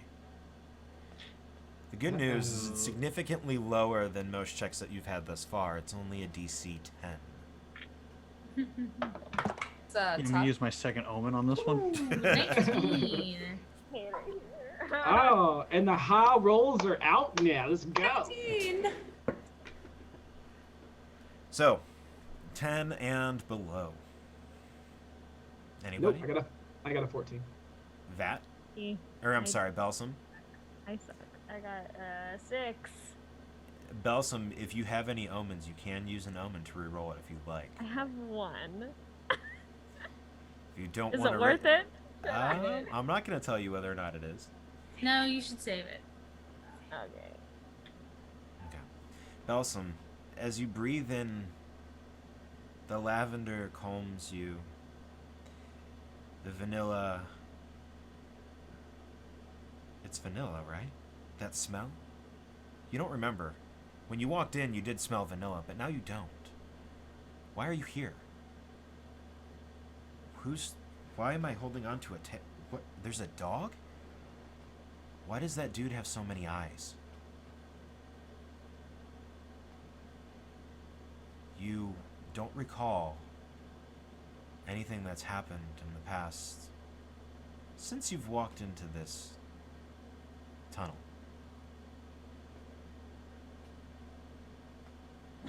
I just stop walking with them. And just stand there. Belsum, are you okay? What? Who are you? Why are you guys here? Whatever do you mean, Belsum?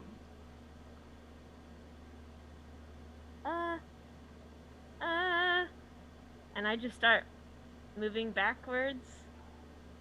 I glide forward. Are you okay? I didn't mean any trouble, if that's what's going on here. I'm sorry. I'll go. No. No. Belsum, Who are you people? you've been traveling with us for days. No, I haven't. I was just feasting on some bodies earlier, I think. I don't know. Oh my. Oh. Fate Master. Do I understand what is happening? And do I think I can fix her with my medicine chest? Ooh. I forgot you had that. You can Yes, I certainly do. you can certainly try. You There. aren't quite sure if it's something that you can fix medicinally, but it's worth a shot. I'm gonna glide over. Don't be scared. It's okay. It's okay. We're friends, you and I. And I'm gonna take this this kind of chest out, dark wood. It seems like it's kind of mildewed. And I'm going to open it and take out a couple of things and put it back in my cloak. Let's try something, shall we?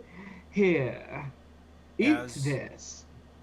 As you go to reach out your hand, Belsum, I need you to roll me 2d6s and tell me the total, please. Uh-oh. Oh God. Is this a reaction? And Lygan, you do get something to. What's your reaction thing? You get +4. Yeah, so I think in times of stress, this would be one of those times where like she genuinely doesn't know what to do.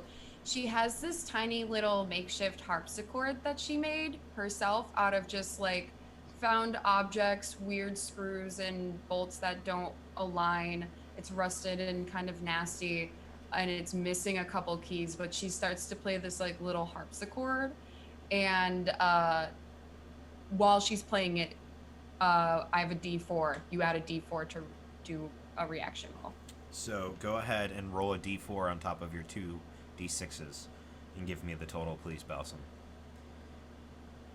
Oh my, I think I'm in danger. Oh, okay. So I rolled. So after all of that, it was angered, but now it's almost friendly. Awesome. I rolled a 9. So, as Abhorred comes closer to you, and as Lygan starts to play, you recognize the medicine he's about to give you, and you recognize the song, and the stress of the situation, you begin to calm.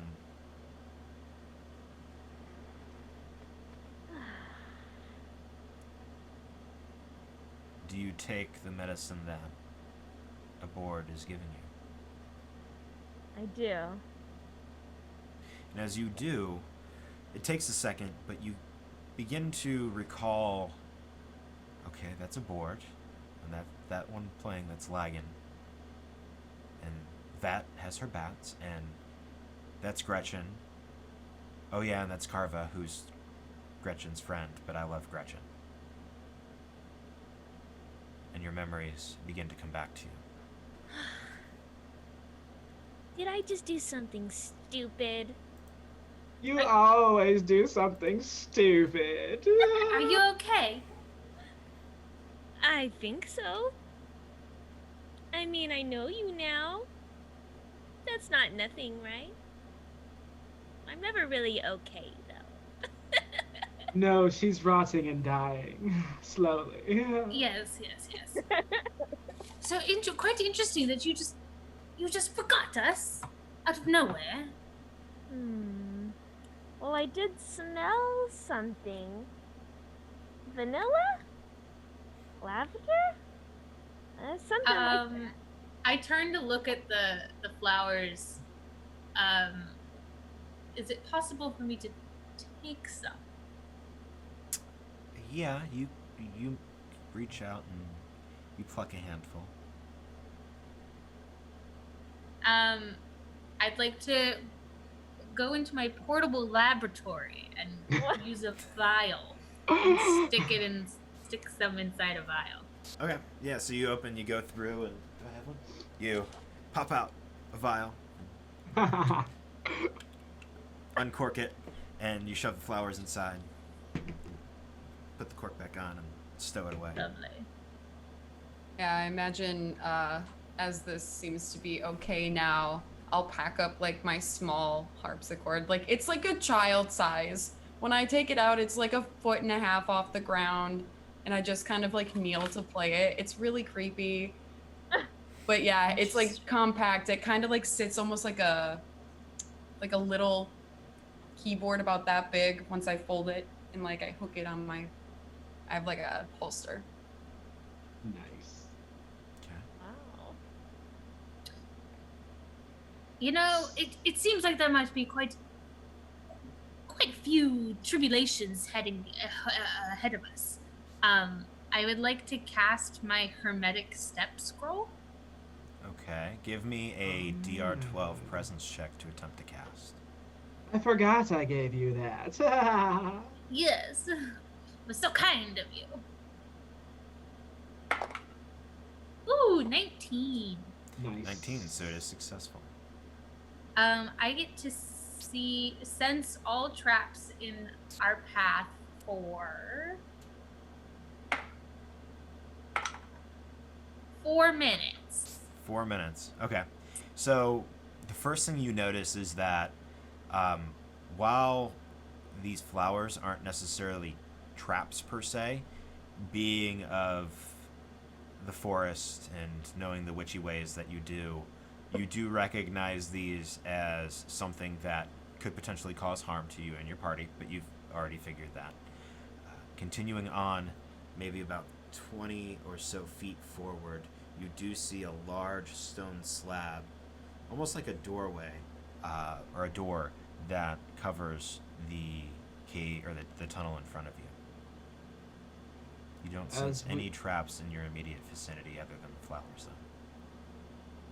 As we move forward,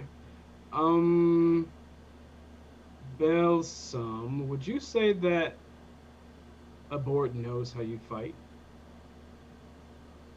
I assume so. We've traveled together for a while. Yeah, totally. It's with your claws, right? I bite. It's with your... Oh, no, never mind. Karva! How do you fight? Just my teeth. I have a Dang it. warhammer. Okay.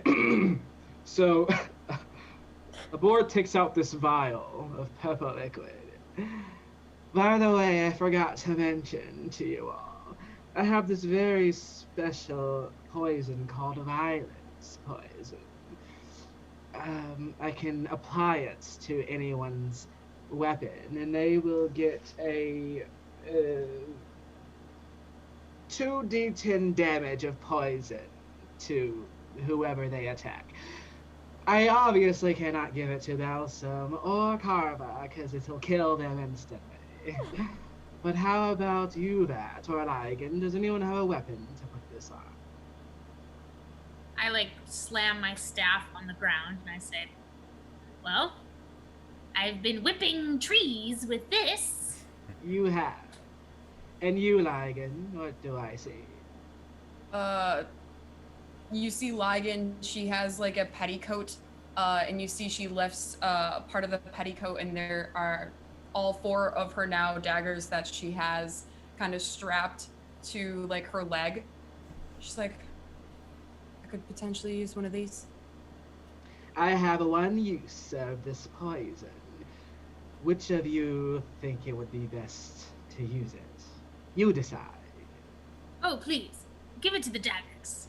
It makes more sense. You don't want to just put poison on my wood. Of course not. And I'll give the vial to Lygan. So, it only lasts for an hour, so until we need it, keep it tucked away, okay? And she puts it in a little pouch that she has up on her waist. Now, about this door in front of us. Karva, what are you thinking?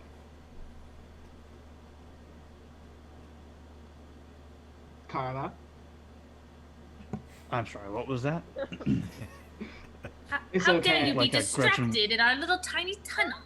Gretchen was eating something that it had me concerned. I'm sorry, what was going on now? It's okay, I get sidetracked all the time, my friend. So this door in front of us, do you think you would be the best one to go through first? Are you scared? Are you nervous? I don't get nervous. I'm gonna charge at the door. All right, give me a. I was legit about to say athletics for a second. Give me a strength check, please.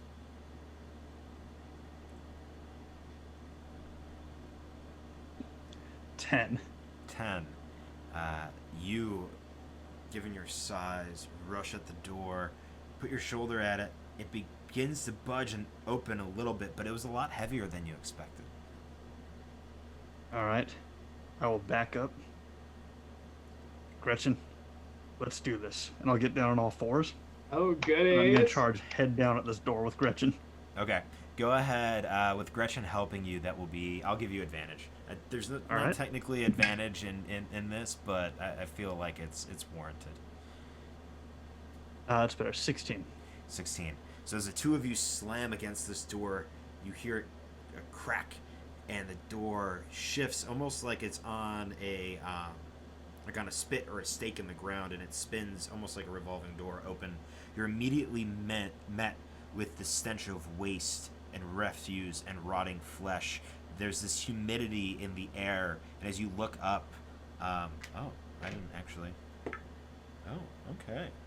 You see, chained to this stalagmite on the ground, a creature, long nose, teeth kind of sunken in, sharp, dagger-like, hair matted over the top of his head, wearing nothing but a small loincloth, and it looks at you and...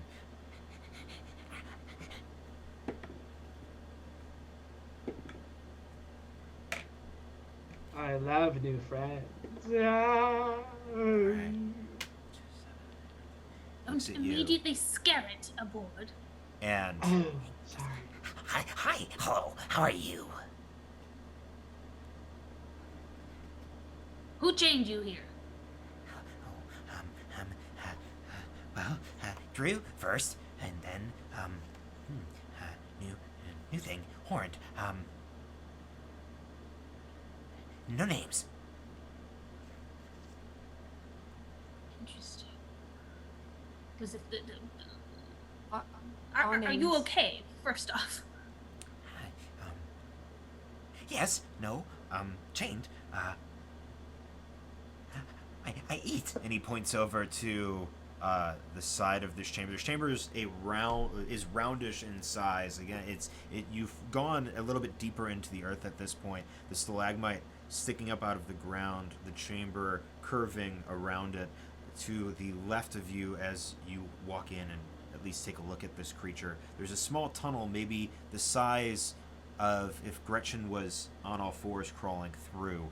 The far side of it, you see, or across the other side, mirroring where you're at, on the opposite side of the stalagmite, a secondary tunnel continues deeper down.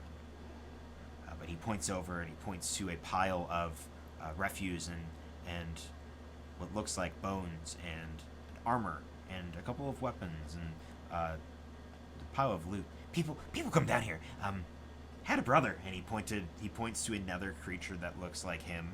At this point, eaten.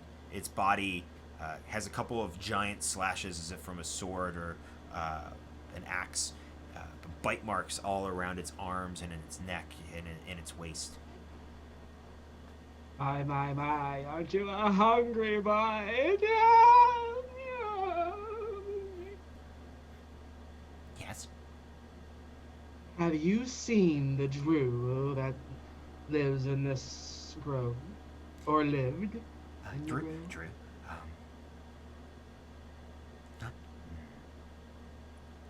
not in many days, no.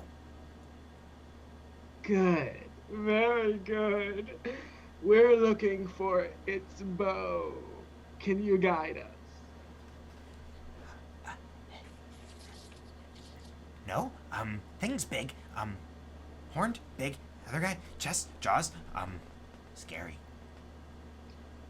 Horn big, other guy, chest scary.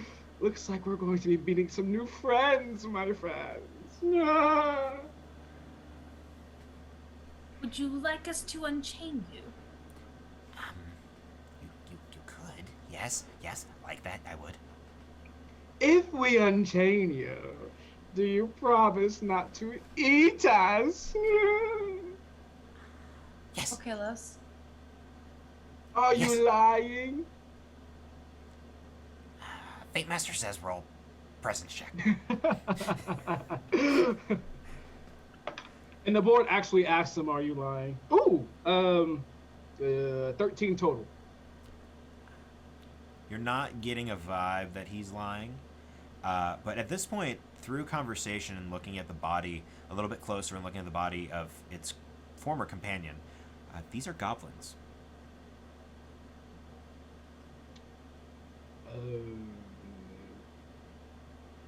Huh. I feel like that's a clue. Nathan, you're muted. I cannot hear you. Do you have something in your throat, Karva? You might need to get a good cough. Don't cough too hard or you'll throw up another Abhorred over here. No, you're still, Because that's how I was born.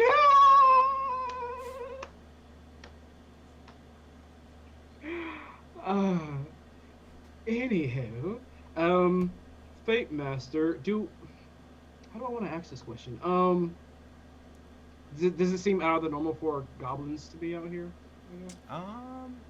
No, goblins, I mean, goblins in a cave, not really, no. Goblins being this friendly, not quite sure. And dumb question, this guy chained up is a goblin. Correct. Karva, can we hear you now? Nope. Karva is silent, but deadly. Hop back out and hop back in. Yeah. That's your best bet. While we're waiting for Karva to respond. I'm going to help Vat get the goblin out of the chains. Okay. While they're doing that, can I just take a look around, see if there's anything that looks weird or off? Can I kind of peruse over these like refuse piles? Yes, you can. Give me, roll 2d6s for me.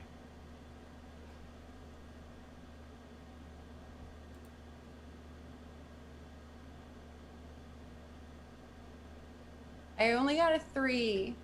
What were they? No, I'm sorry. Roll 2d6s and don't add them. Oh, okay.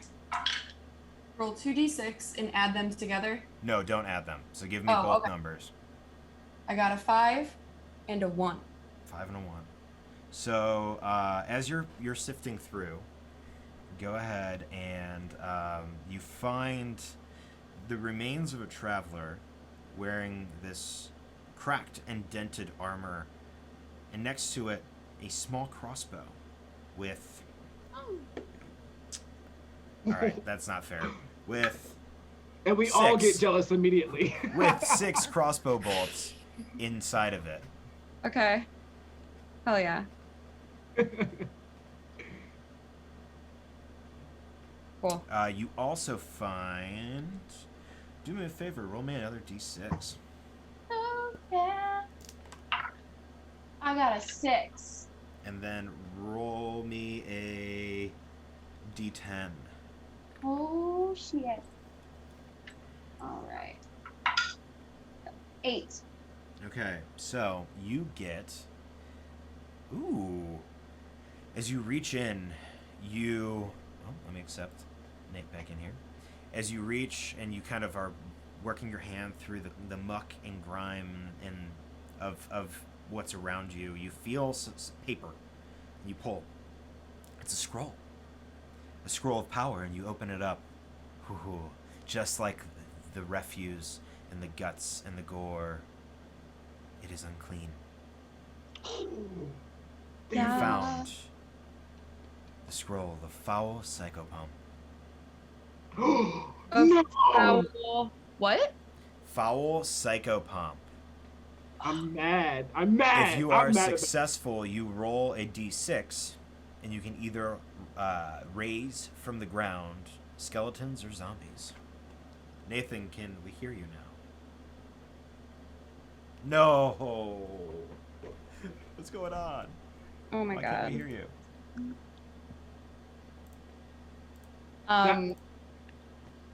Yeah, so I think after I find it, I immediately kind of like pommel it, even like filled with refuse, and I kind of just like quickly just kind of like fold it into itself and stick it deep into like where I have my other papers, and just try to like, she looks like she's vibrating. She looks like she's absolutely just found the most powerful thing she could ever hope for. So yeah, she's like vibrating, but she's gonna try and keep her cool as much as possible and just casually like go back to the group. This is why I'm mad. So my first game, I had that power, but I couldn't use it because there wasn't a fight. I was like, no, I wanted it so bad. So I'm jealous, but I'm happy for you. Thank you. It's such a cool spell. So, Nathan, did you figure it out, or are you still switching mics? All right. Sounds good, buddy. Me and Bat are still trying to unchain the Working goblin. on these chains. The two of you trying to work on the chains. Go ahead and give me a agility test, please, Both of us each. to see if you can pick the manacles on Nat the lock. 20. Hey, I'm gonna roll anyway just because. Ooh! So an unnatural 20. I rolled a 19 plus 1. Awesome. So the two of you working in tandem managed to. Almost like we have experience with chains. Do you have any tools to unlock these manacles?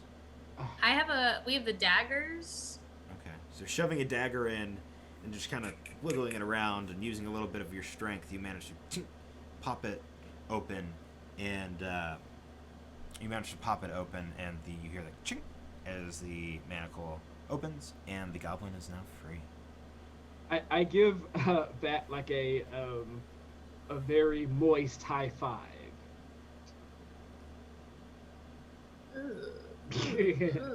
Sorry, I'm always kind of wet. Interesting. So, Goblin, did you have a name? DM needs book. Grit. Grit, you Yes. say. So, were you a servant of this Drew? No, I protect. He feed me, let me kill things. Sometimes make brothers. I see. I look over at Belsum. He's adorable, is he not? I love him. He's pretty cute, and I give him a big hug. Okay. Uh-oh. Sorry, can you guys hear me now? Yes, we can. Okay, there we go. Okay, I'm gonna backtrack real sorry quick about because that. I think Karva wanted to do something as you guys were working on opening up the manacle. No, you're totally good. Once we realized these were goblins, Gretchen would have started going berserk. Oh no! Roll a reaction roll for Gretchen, so 2d6. Okay. You don't get the +4 because this is unsuspected. That's going to be 8 total. 8 total, and 8 is indifferent. Okay. So even though she's initially angry, the situation resolving itself and the goblin not necessarily being hyper aggressive like she's used to gets her to calm down enough for you guys to undo the manacle that's at his ankle and to give Belsum him a nice little hug. Yay! Belsum, Prince, please. where did you learn to be so civil? Well, lots of. Sometimes people come here. And I have to talk to them, Voluntarily? or I have to. Well, yes and no. Some do, some don't. Interesting. What can you tell us of this Drew that once was? He's nice. He lets me stab people when I want to. He lets me eat them when I want to.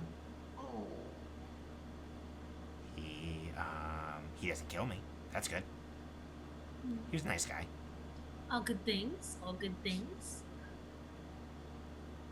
Too bad he's gone now. I'm gonna look over to Lygan. Lygan, my friend, did you find a bow in the pile by chance of the weapons? I found a crossbow, and she'll produce the crossbow. It's yours if you want it. Oh no. I trust you a bit more. Besides that, I found a treat for later. Ooh, I love surprises. Is it another heart? Can I see? It's not a heart. If we need it later, I'll show you. Okay. I do love a surprise. So, Grit, will you be joining us on this excursion? I'm happy to be here. Lygan, for the record, the crossbow is a little bit smaller than a standard crossbow. It does a d6 damage instead of a d8. Cool. Perfect. I will write that down. Still better than most weapons. Still Yeah, better than what I 90% had. of the weapons that you can start with. Everything. Grit looks around. Drew dead? So we've Yes. heard. Wouldn't you know? No, I haven't seen him. Can't know if he's dead if I have not seen him dead or alive. Okay, well, can you lead us to where he would be? I don't. He like looks down at the. I've only been here. Well, you're free now. You're free. What would you like to do? I'm gonna go. And he's gonna walk away. As he does so, Karva, make an agility test for me, please. Okay. That's gonna be a big old 9. I wonder 9. if we just did a bad thing. So as you let this goblin go, he runs up past you, and as he does, he takes his claw and he swipes out at you. Go ahead and He did what now? go ahead and roll your armor for me. Don't wear armor. Oh. Okay.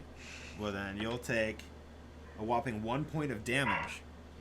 But Grit is then going to book it as fast as he can down the hallway, down the tunnel you guys came through. Oh, I run right after him. I was gonna say I'm And- gonna whistle and send Gretchen after him. So what I'm gonna have you get, it's technically Karva's turn. Karva, roll a d6 for initiative for me. And you all would know about goblins. The one thing I've been withholding from you guys is that when a goblin attacks something, if you do not kill it, and you have the wound from it, after a certain amount of days, you turn into a goblin yourself. Oh. What? You do what? You're super happy about that. I know. What'd you get? I got a 3. You got a 3. So the goblin will go first. He is going to continue to run. At this point is close to the entrance of the Hadean Grove.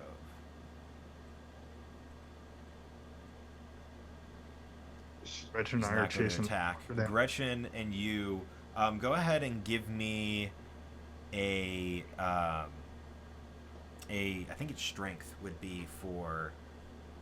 Down swiftly. No, give me an agility test, please, to Okay. see if you can. The two of you can sprint down this tunnel at such a speed. Oh my gosh, my hood's falling off. Do you want me to roll once for each of us, or just once for? You can roll one for each of you. That would be Okay. sufficient. That's going to be a big 3 for Karva.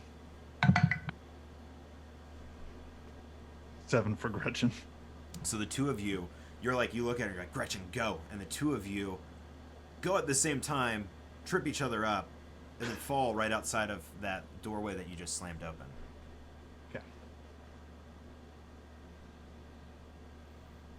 Well, At that point, you guys, I'll use your same initiatives as last time. I'll just move Karva to the top. Okay. That and Lie, you guys are kind of up neck and neck. If you guys would like to do something.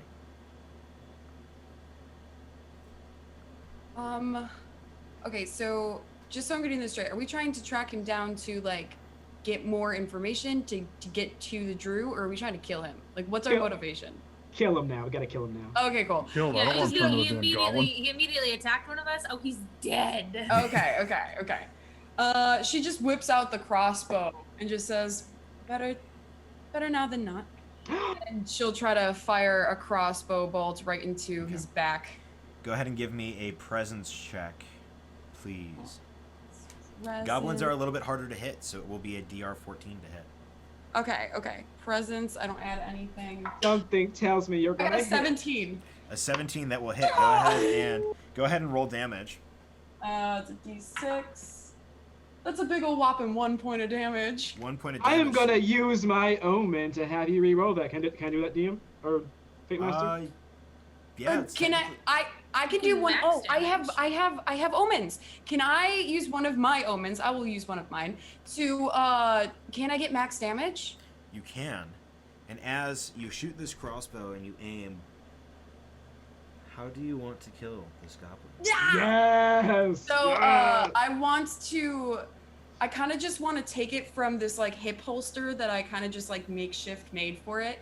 And I want to take it out, and as I take it out, I'll fire it. And I want to fire it through its back between its shoulder blades so it comes out the middle of its chest.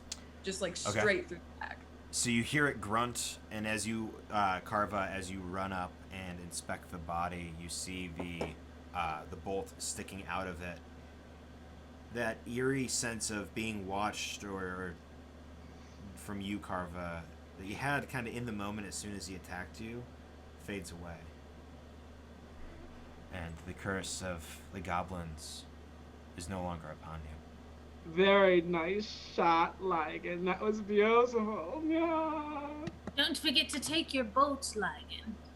Yeah, I walk up and literally stand with both feet on the back of this goblin and just yank upwards and take my bolt back. I'm gonna look out to both that Belsum and Karva. That was 1 for me and 2 for Lygan. Who's next? No.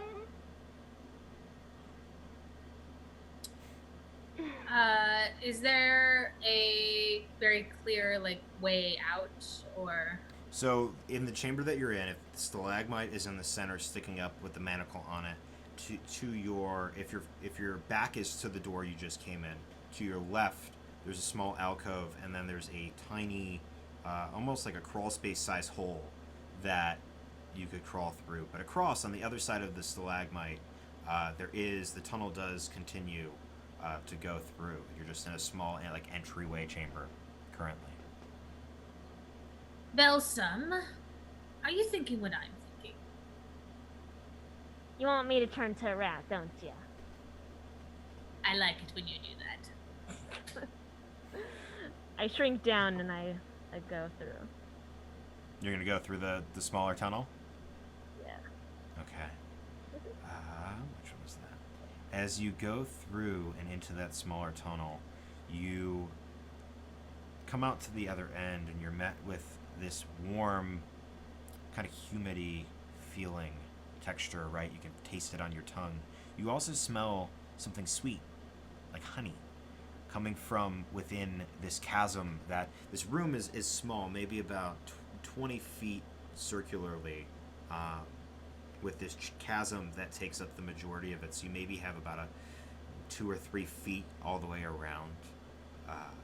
Looking around, you can also see another smaller tunnel, like the one that you came through, over to your right, maybe about 5 or 6 feet away. On the walls are these, the best way to describe them would be sacks of some kind. What was that word? Sacks. S-A-C-K-S. Sacks.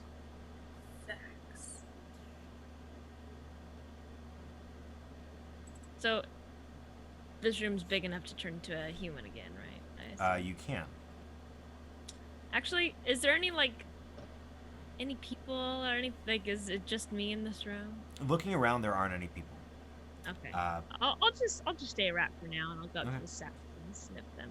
The one thing you do notice walking around as a rat for a minute is that the floor is slightly slanted toward the chasm, and that there's this substance. Thankfully, you're small enough and you don't weigh enough where the slant combined with this substance would cause you to slip. but you'd imagine that if you would turn back into your human form, that you would have to try to avoid from sliding on the surface. Great. So, is there anything with the sacks that I like notice that's weird? Anything in them? Looking at them, they're almost made of silk. They're not like linen sacks like you'd throw goods in that you guys carry. They are almost like egg sacks of some kind. Oh god. I don't touch them. Okay. Was there like a door or something? There's another tunnel to your right, Oh, there's just a tunnel. a couple feet away. Yeah, I'll go down the other tunnel as well. Okay. As you head through that tunnel, you are met with the smell of sage that's being burnt in the center of this chamber. An obelisk stands with pretty much 100% surrounding it all the way around are cloves and little what's it called? Things the priests use with the, you know what I'm talking about. I don't know what they're called. Yeah. The smoke thingies that the The priests use. sensors? Yeah, sensors. There we go. Thank you. That's the word. I should have looked that up beforehand. But burning, and you can see the mist from it, and the ash, or not the ash, the smoke from it falling down around the obelisk, seeming to create some sort of barrier around it. Oh god. To the if you're looking in that room, you do see yet another small crawl space sized tunnel on the opposite side of the chamber, maybe about 5 feet away from the obelisk. Yeah, I dip through that. Okay. first. Let me roll a d20. Ooh. Okay, not high enough. So as you come through this chamber, it opens back up, and in front of you, as you peek your head out of the little crawl space tunnel that you do see on the opposite end of the chamber a larger tunnel that heads into what looks like another kind of longer tunnel that opens up. Like it opens up into a small cavern tunnel. Around you, you see desks, you see a small bookshelf, you see different baubles and doodads scattered around the floor and on hanging off of a desk that you look up and can see as you come into this chamber. Okay, so it looks like an office or like a study. And there's no sorts. sign of life or anything in here. Those probably droops I could gather. Not that you can see, no.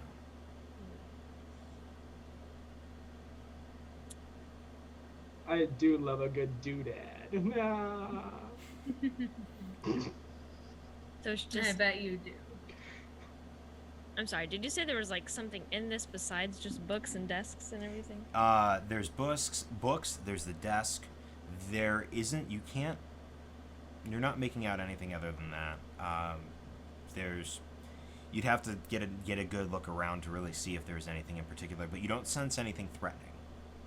Okay, I'm gonna climb up on top of the desk and like try to get like an overhead view. Okay. Like. Looking around, this seems to be some sort of workplace.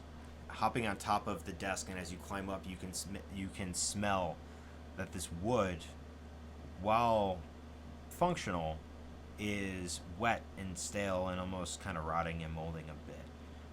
As you look at the table, you see a scattering of different notes and parchments, some of them in languages you understand, some of them not. You also see, go ahead and roll 2d6 for me.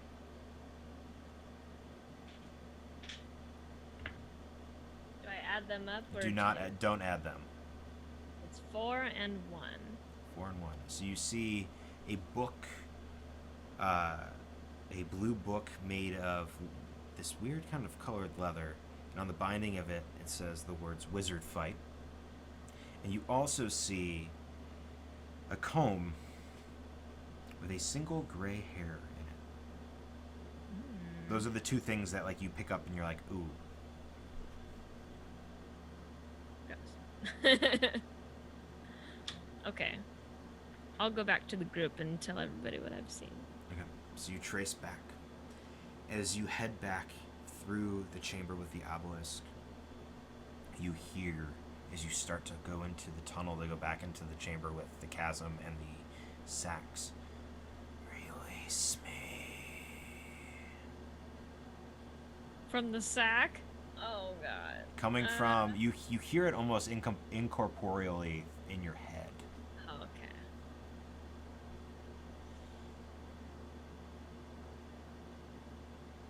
Oh, I don't want to. Oh my god. Okay. I walk up closer to the sack and ask, do I want this on my own?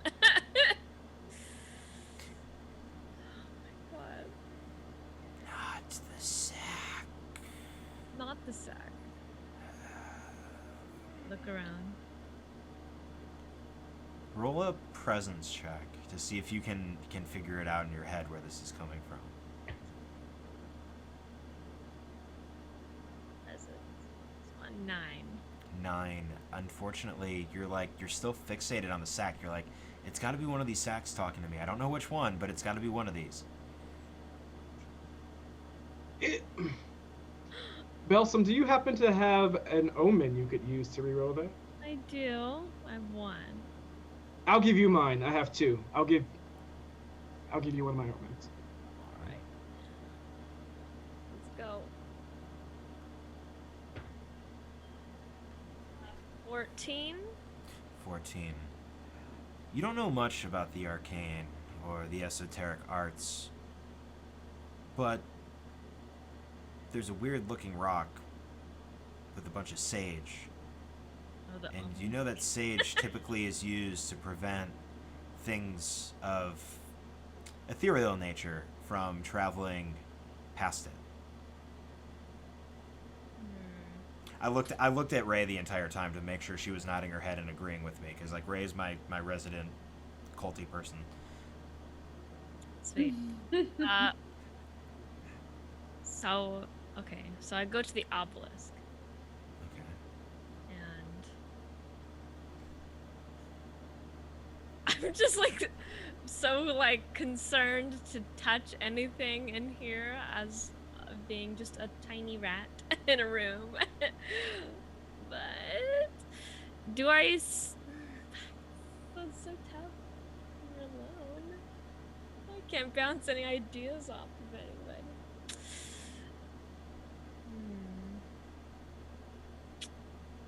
When you approach the obelisk and you get within like the distance, like where you're standing on the opposite end of the sage being burned, you see words kind of scrawled around the bottom, and you circle around.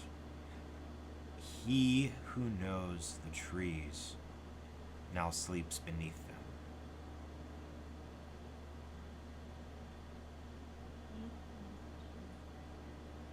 Is scrawled across all the way around the bottom of this obelisk.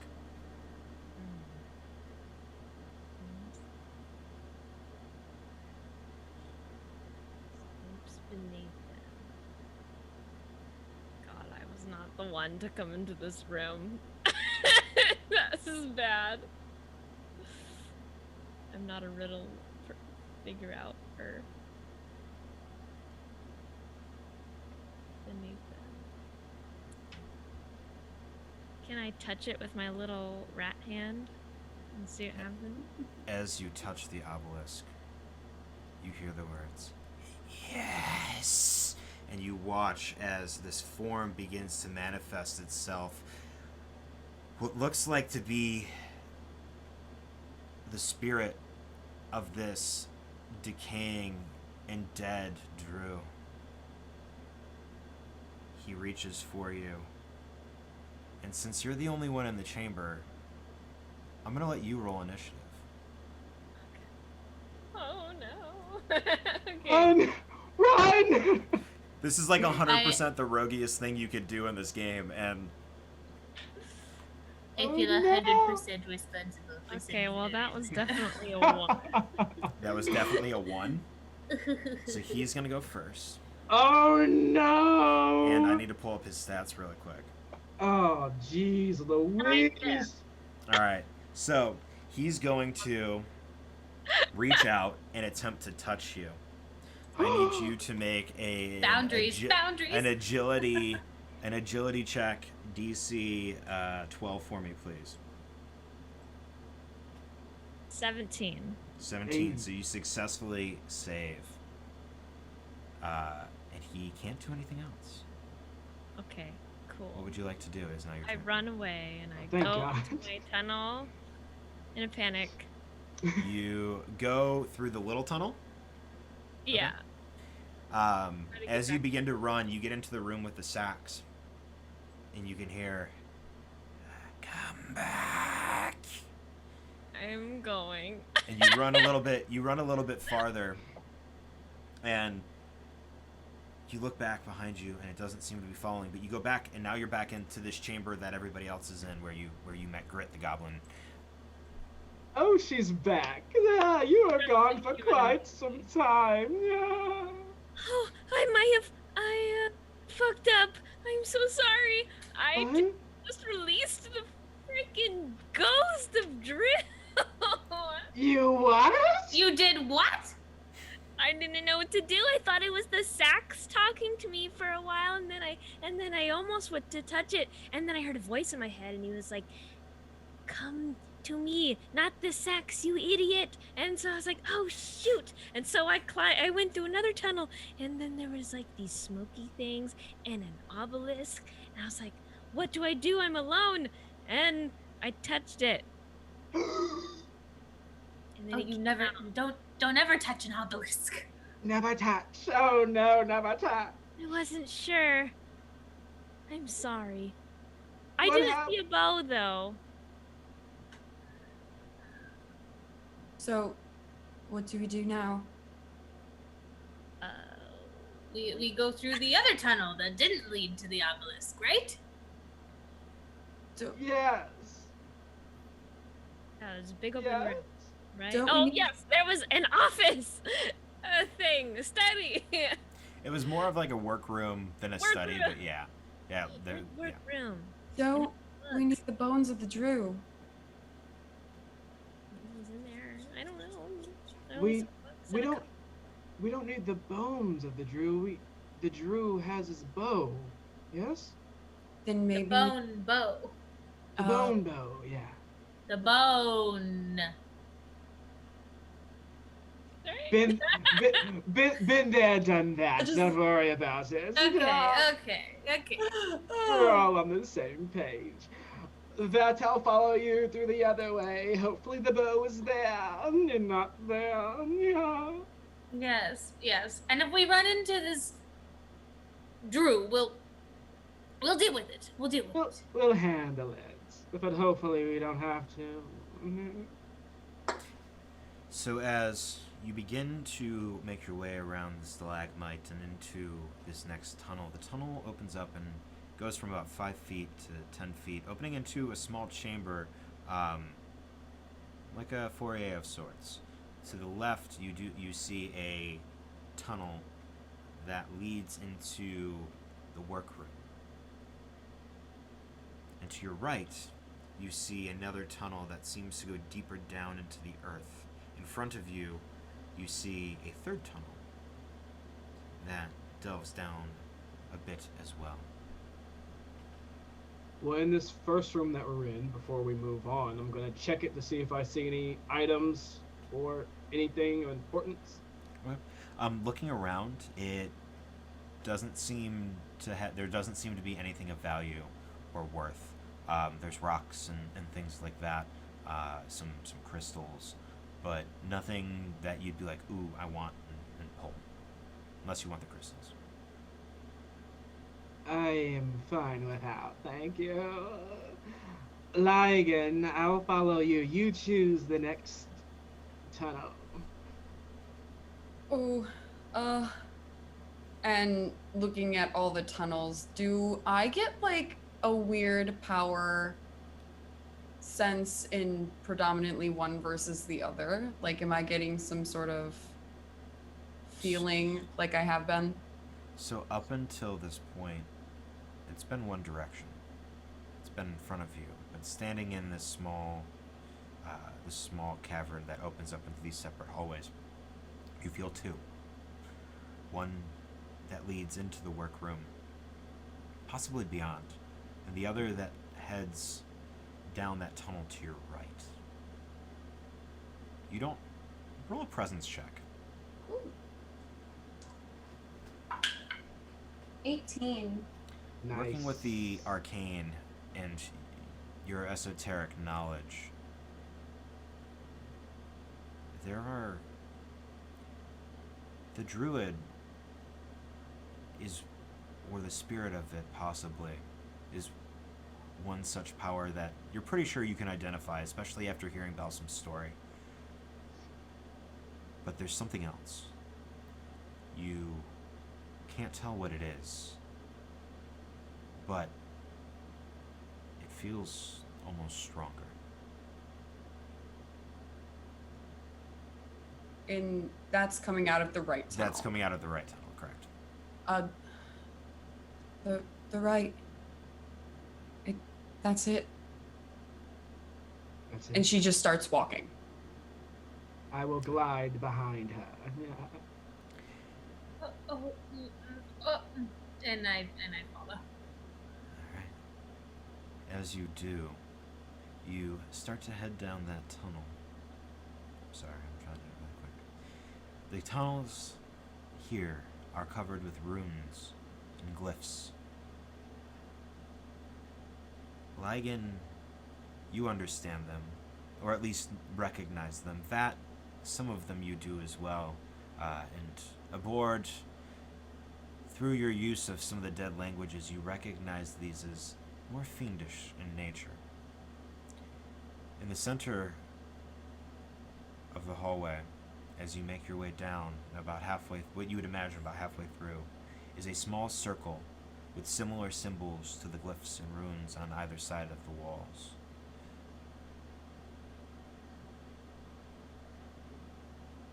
Interesting.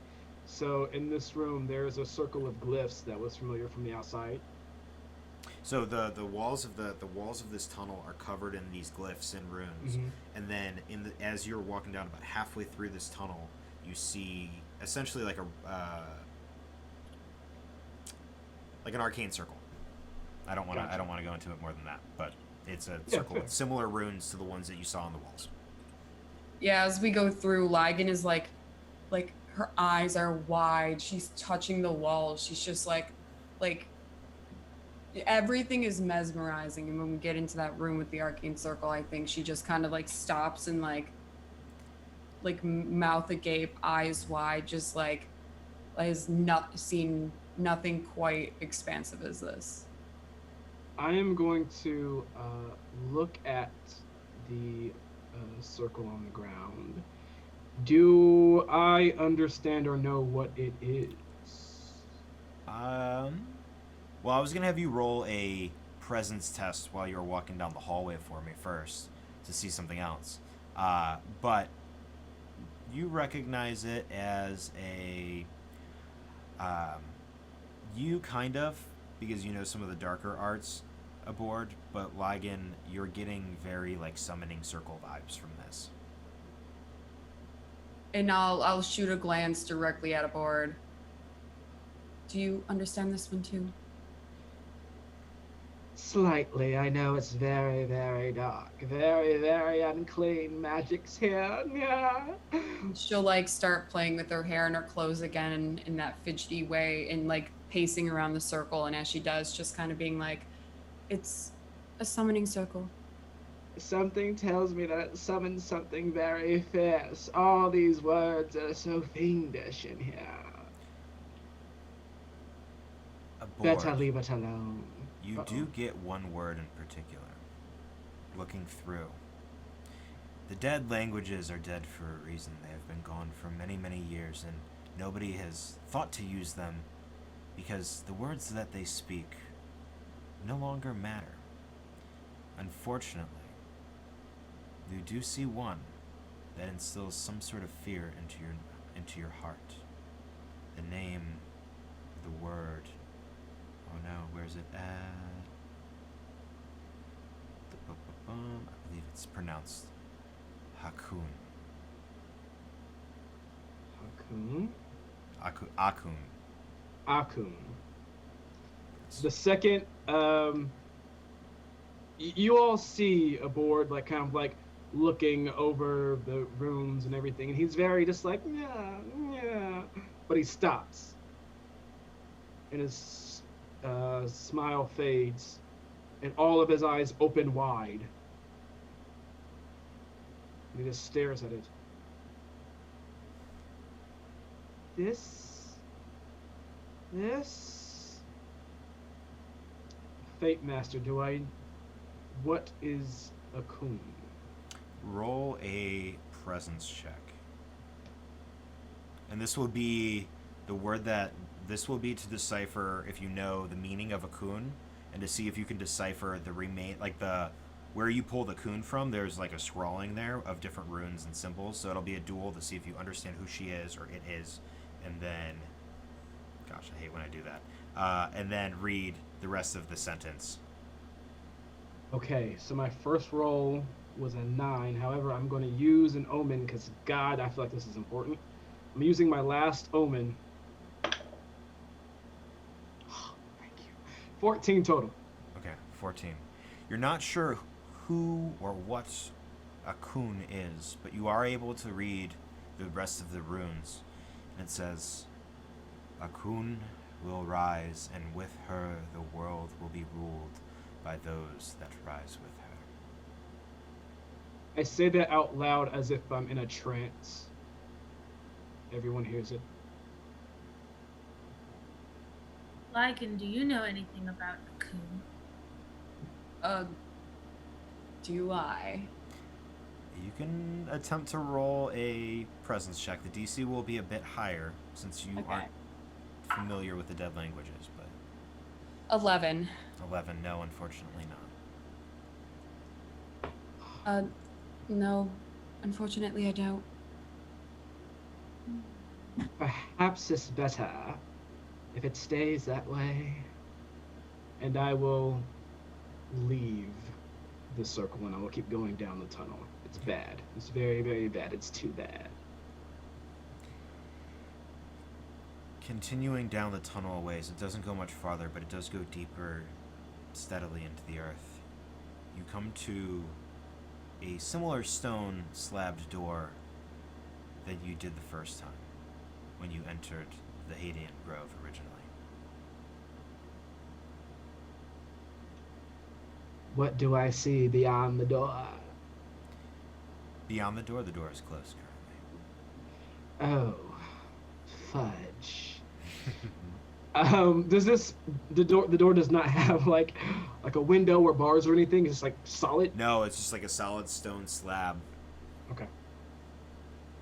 Karva, my strong friend, do you mind? Be careful though. Oh, that. Do you happen to have your magics of trap finding still? Oh yes, I can cast it one more time. I would like to cast my Hermetic Step Scroll. Go ahead and roll me a d12 presence to see if it is effective. 11. 11. I don't have anything to give. I have an omen. I do have an omen. Yes. Okay. I do have an omen. Oh. What is it? Oh. It's a 2. Ooh, you got real lucky. I was about to have you roll on the nat 1 table.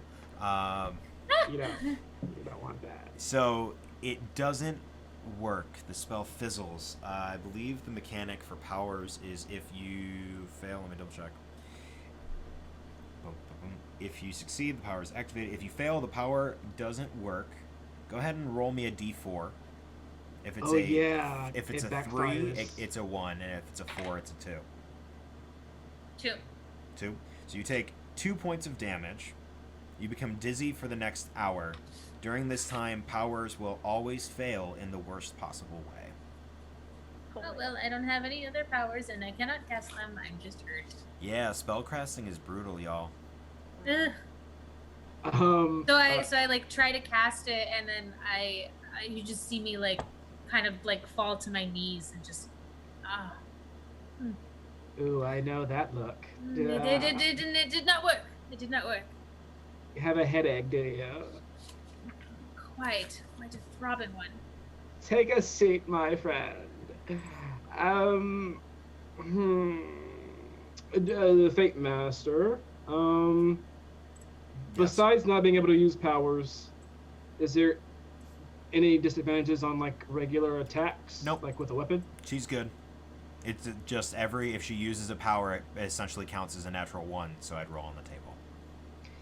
Friends, why don't we take a short rest for our friend to regain herself? No. I have a potion vitalis, elixir vitalis. That I can take if I can find it. Are you sure? Yes. Alright. So I'm gonna take my elixir vitalis, Okay. and I have. Oh my god, my character sheet. Yeah, I have a dose for it. So it heals D6 HP. I'll roll a 1. Why'd you say that? You didn't. No, you didn't. You didn't. No, you Yes, didn't. Yes, I did. But I You have know it on. what? Can I Since you- re-roll with my omen? I have an omen. I'm gonna give you an omen for GW giving you bad luck. The worst. Sorry. Is it another 1? It's a win. I mean, Well, it's fine. then it was fated to happen. So Then it's there fine. you go. It's fine. So I roll Says one, the Fate and Master. it stops infection, which I don't think I have. I mean, that I Correct. know of, and it can be habit forming. That's all it says. Do me a favor. Go ahead and roll a d20. Oh no. Roll You're gonna make roll a toughness check. You're gonna roll. You're gonna be addicted right now. You're gonna form a habit right now, lifetime. 10. 10. Okay, you're fine. The next one, the DC will go It's higher. fine. That'll be nice. Interesting. Karva, well, I guess if everyone's feeling all right, do you mind opening the slab? Oh, I suppose I can take a look at this. Gretchen. Both Go get ahead. down on all fours, and we're just charging this damn door. Awesome. Go ahead and give me a strength check. Okay. That's going to be a 14 for Karva. And a big old 5 for Gretchen. Okay. So Karva, not really needing the extra help from Gretchen, you slam into the door, and the door slides open. As you do, Gretchen immediately, realizing that you don't need help, kind of gets into defensive position, and looking down at her while you're on all fours and looking back, you can see her teeth are barred, the hair is standing up on the back of her neck, and she's growling this deep. In front of you, you all see, turning around from a small table that it's standing at, a humanoid figure, hooded and robed. It turns slowly toward you. And as it does, you see its face. Human and normal looking. But then you look down at its stomach. He's wearing black robes and this wide-brimmed cylindrical hat. And it veils down. You can barely make out the face, but the stomach. The stomach, it was what gets you.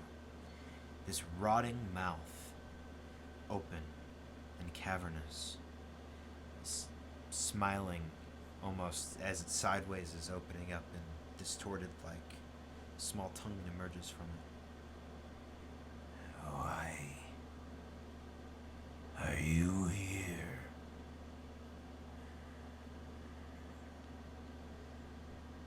Well, it's good to meet you too. My name's Karva. and these are my companions here. We're looking for a rather intricate looking bow. You seen one of those lying around by chance? I can't say I have, but while we are giving introductions, He motions over, and you see, sitting with its back to you at the table. It was hard for Karva. You're the only one who can see this. The rest of you are filed in behind in a way where the angle isn't quite right. You see this large, if we're talking D&D, almost Goliath-sized creature. Horned spikes coming from its head. Red skin, almost the color of Lygan's backdrop there. Or actually, the moon is probably a better representation. It just looks at you with this scowl on its face, not really saying any words. Its bones and its arms kind of jutting and cracked. Like, he broke his arm. Like, the arm broke and you can see the bones, but then it just healed and was fine, and that protrusion stayed.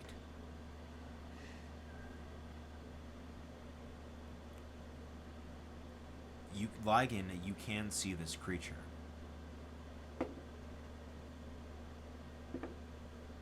Go ahead and roll a d4 for me, Lygan. Got a 1. So, Solid. I shit solid. you not, Oh no. my first d6 was a 1. Yes. My second d6 was also a 1. Hey. For a total of 3. It looks at you. The maw smiles, and you can hear all of you in your head. She hungers. Lygan, can you please roll initiative for the group? Oh no. It's the bad thing. It It's was already summoned. It's a D6, right? It's a d6, correct. It's the bad thing. Oh. Oh.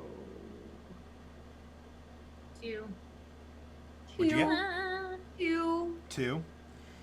So, both this creature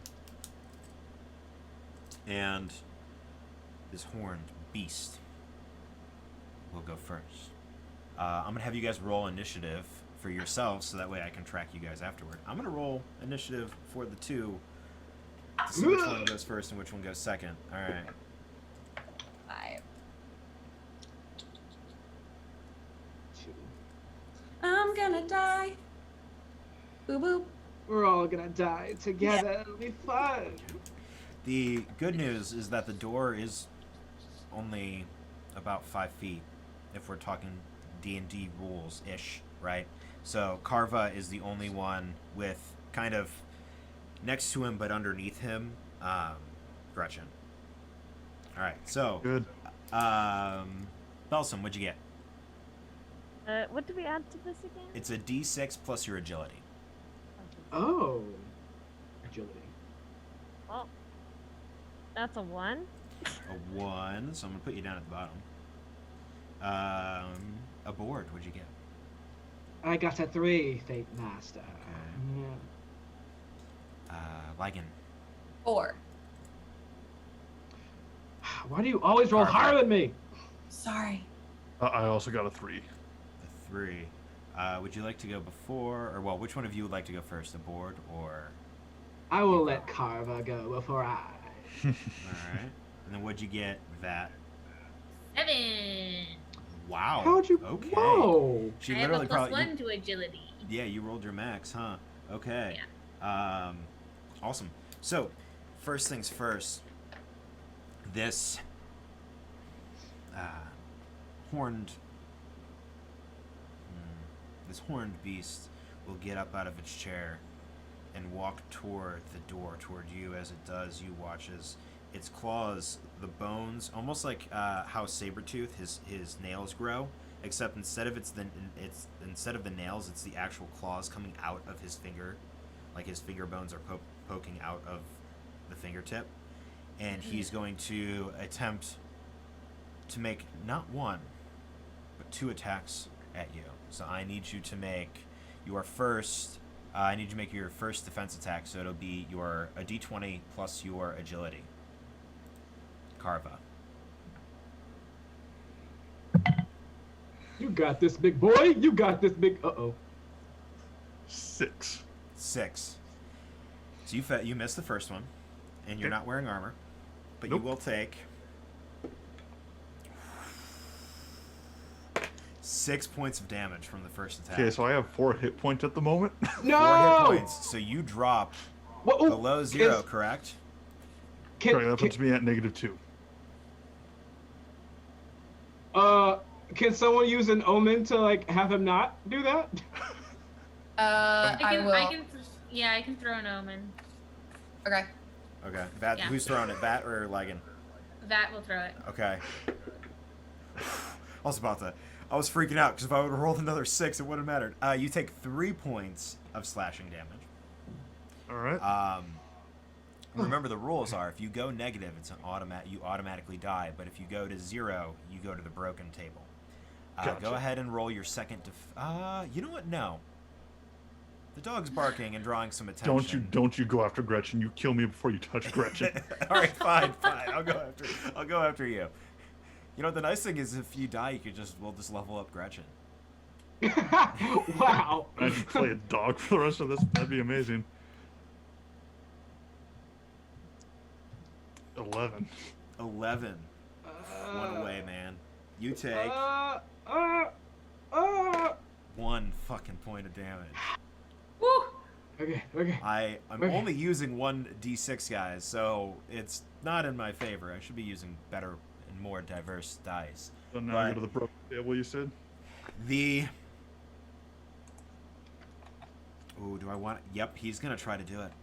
You watch as this creature pulls out a singular scroll and opens it. No! Oh, no. Read. And he's going to attempt to cast Foul Psychopath. No. I 100% legit had this written down beforehand. I don't know if it works in this game, but does anyone have like a reaction to make him not do that?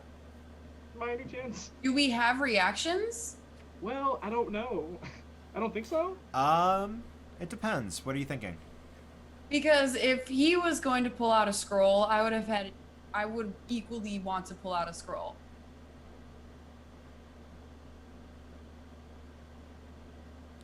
Technically, since it's initiative, does your scroll do something? I'm asking. Yeah.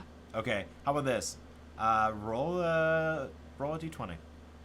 Okay. Good luck, Lygan. Oh, I got a 6. A 6. All right. I'm gonna roll mine. All right. Hang on. I'm gonna show you. Oh, it's not gonna matter. I rolled a 2. Actually, you can kind of see it. I rolled a 2. Nice. Okay. Oh no, it went away. It became the castle. All right. I rolled a It belongs 2, to the so void now. I will allow you to attempt to use that scroll or that power if you wish. Okay, so I As a have reaction. eyelid blinds the mind. Okay. I want That's to a try good and put one. them to sleep. Okay. Ooh, Go ahead it and. says- Yeah, it says target up to D4 creatures. They fall asleep for 1 hour. I have to pass a DR14 presence check. A DR14 presence check? Go ahead. Okay. She's using all of my old tricks. I love it. I shit you not, I got a 19 on the die. Yay! Yay! So, what Wait, does I that have to do D4. I have to roll a D4. I want to throw up. I got a 4. It's the bone die. I rolled the Yeah. bone die. I So- got a- It's So always what the does bone it do again? Remind me what it does again, please. all I wrote down was they fall asleep for 1 hour. She Okay. rolls a D4. The D4 Just- tells her how many she can put to sleep. Yeah, so I And can as put you up to cast 4 it out- creatures to sleep. I'll say since it's reactionary, and you couldn't see. Actually, no, he is right out in front now. I'll say since it's reactionary and you're not doing it on the same turn, That's fine. it will only affect the person that you're trying to react to. Perfect. Because Absolutely. technically, yeah, I'm bending Let's- the rules slightly, but that's fine because I like where this is headed. Fine. So, you cast it, and you watch as he's in the middle of this incantation, which now I have to roll with to see if he actually succeeds or fails. In terms of, okay, I just wanted to make sure he didn't get a natural one. He lifts it up, and the spell or the scroll burns away, and his eyes roll back, and he falls unconscious. But there's still the creature in front of you that has to be dealt with. That being said, it is now Vat's turn. So just for clarification, which one was the one that fell asleep? The one with the giant mouth belly. Mouth belly. Got it. Cool.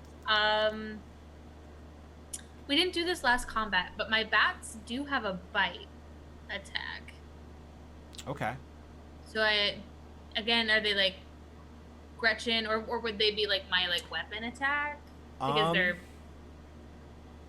So the specific thing on there is that even though they do have a bite attack, they are very...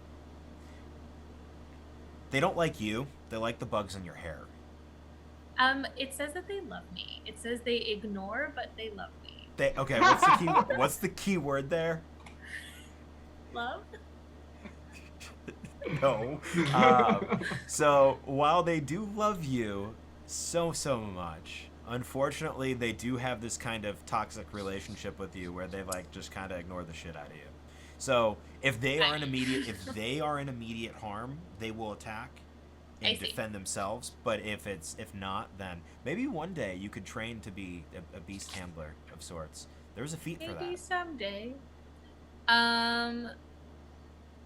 Okay. Interesting turn of events. I would like, so we're still in like this tunnel thing. You guys are still in that tunnel that you guys came down to get to the door. So there's like a ceiling and Karva's on all fours with Gretchen kind of underneath his chest and his belly. And then the horned what do you call it? The horned beast is in front of him, attacking Karva. So in that case, I would like to use my second dose of the day to drink my spider owl soup. Okay. Ooh, that sounds good. What does that do? Which allows me to see in darkness and climb on walls for 30 minutes. Okay. So you chug it. That would be considered your action for this round. Okay. Is there anything else you'd like to do? I'd like to move onto the ceiling. You can 100% do that. You spider climb, and you're upside down hanging like Spider-Man. I'm a bat. Oh, okay, or a bat. Yeah, sorry. Lygan. I would like to... Can I like throw a knife? Is that a thing? You can throw a knife. It will be a presence check instead of a strength check. I have 0 in both, so that does not matter to me. Okay. I think, okay, so in relation to where this other, the horned beast is standing, are we all kind of right in front of it, or? So Karva's here, and then you guys are all kind of stacked behind Karva, except for Vat, who is now hanging on the ceiling above Karva. I would like to create more distance in between us, and I would like to run to the opposite side to the right. So our right, the beast's left. So I want to kind of like move in that direction. Is there anything that the door is there. So he's Vat and the beast and Karva are standing in the doorway. He hadn't fully gotten through the door yet. Oh, so you guys are all still in the Okay. Okay. I think I would like to just kind of get around a corner of some sorts to hide myself. Okay. And I would like to apply the poison, the violent poison that Abhorred gave me to one of my daggers from my sheath. So I will take it and kind of just like, I imagine the vial's kind of weird, so I'll take it and lay it on the ground so I don't get it on me or my clothes, and kind of pour the acid onto the blade. Yep. Yeah, you can take your action to do that, and so now you have it on the blade. Your next turn, you can do something with it and possibly attack with it. Awesome. And I go sick. Karva. So since Karva is at 0 hit points, is he unconscious? Oh, you're at 0. You're at 0? Yeah, I'm at exactly 0 right now. Okay. I need you to... I'm sorry, I didn't realize that. I need you to roll a d4 for me. D4? Yes. That is going to be a 1. Okay, cool. So you're unconscious for roll another d4. That's a 4. For 4 more rounds. Okay. And then when those 4 rounds are done, roll another d4 for me. Oh, Okay. no. 1. 1. When those 4 rounds are done, you'll wake up with 1 HP. Okay, perfect. Cool. But you can still, Gretchen can still do things. Okay, perfect. As Karva falls unconscious, Gretchen kind of lets out this long-winded, sad howl. And she turns towards this thing, ears back, baring her fangs, and she is going to bite into this guy. Awesome. That is going to be a 12. A 12, that will hit. Go ahead and roll damage. Okay, perfect. And that's going to be 5 points. 5 points. It will... its shifting bones will negate 2 of that, so it will take 3 damage. But the bite sinks in, and it lets out this roar as it's screaming out in pain. And it looks like Gretchen did a pretty serious blow to it. Nice. And then she will release him and just stand over Karva's body, just kind of trying to protect him. Awesome. Abhorred. Very nice, Gretchen. Very nice. Let me look at your master here. And I'm going to glide over to Karva. My, Karva. Look at what you've gotten yourself into. We can't have you sleeping on the job, my friend. Ah! And I'm going to take out my damp wooden box, open it, and like take some stuff out. This and that. Ooh, this is good. Oh, this will give it a nice spice. I'll put the box back in my cloak and kind of like mush it all together, make it like a ball. There we go. Excuse me, Gretchen. Let me help him. And I'm going to just like kneel down, like open his mouth, boop, pop the herbs in there, and kind of like like make him chew it, make him swallow it. And he will get a D4, D6 HP. One sec. Where are you? Here you are. A D6 HP. All right. Okay. And boom. 6. 6. So you are back to 6 HP there. So if my max is Master 5, Karva. do I only go back up to 5? Yes, you only go back up to your max. Wakey, eggs and bacon. No, wait. There's no bacon here. Well, good morning. That was a little bit spicy. You're welcome. I'm glad you like it. And I'll end my turn. And Belsum. Alright, so what I want to do is run up, get past, so I can get in the room, right? Like, that's okay? You can get to the point where you're standing over Karva and Gretchen. Are you still rat form, or are you in U form? I think I'm a human form. Okay. Yeah, you guys are kind of bottlenecked into this right now, in unfortunately. that case, then, I will turn into a rat and run in and try to bite, like, his ankle or something. Okay, go ahead, go for it. Hopefully not get stepped on. That's still a D20, right? Is that a Correct. And then, yeah, you'll add your strength modifier. Alright, that is, oh man, 11. Wait, unless it says... Do you have an omen? I do, I have one. I mean... What's he looking at? It's the only one she's holding on to, I guess. I mean, this. You can. I'm you rolling. can I'm reroll. doing it. I'm taking it. Yeah. You can I'm reroll doing it if you'd like. You don't have to though. I'm gonna do it. Awesome. Come on. Okay, 12. 12. That will hit. Alright. It's too bad the other guy's dead, huh? Okay, so. I mean, he's just sleeping. He's He's just asleep. sleeping. Oh, okay. So that's 3. 3 points of damage. I don't He add anything. will negate. No, you don't add anything. He'll negate one of that. Okay. However, he does have to do a thing, doesn't he? He does, yeah. That's right, because you're I think it says infected. this, like, Yeah. let's see, victims, D4 presence or attack. Yeah, okay, so victims test D4 presence or attack their closest ally until either is dead. Is it 4 or 14? This is. I wrote D4.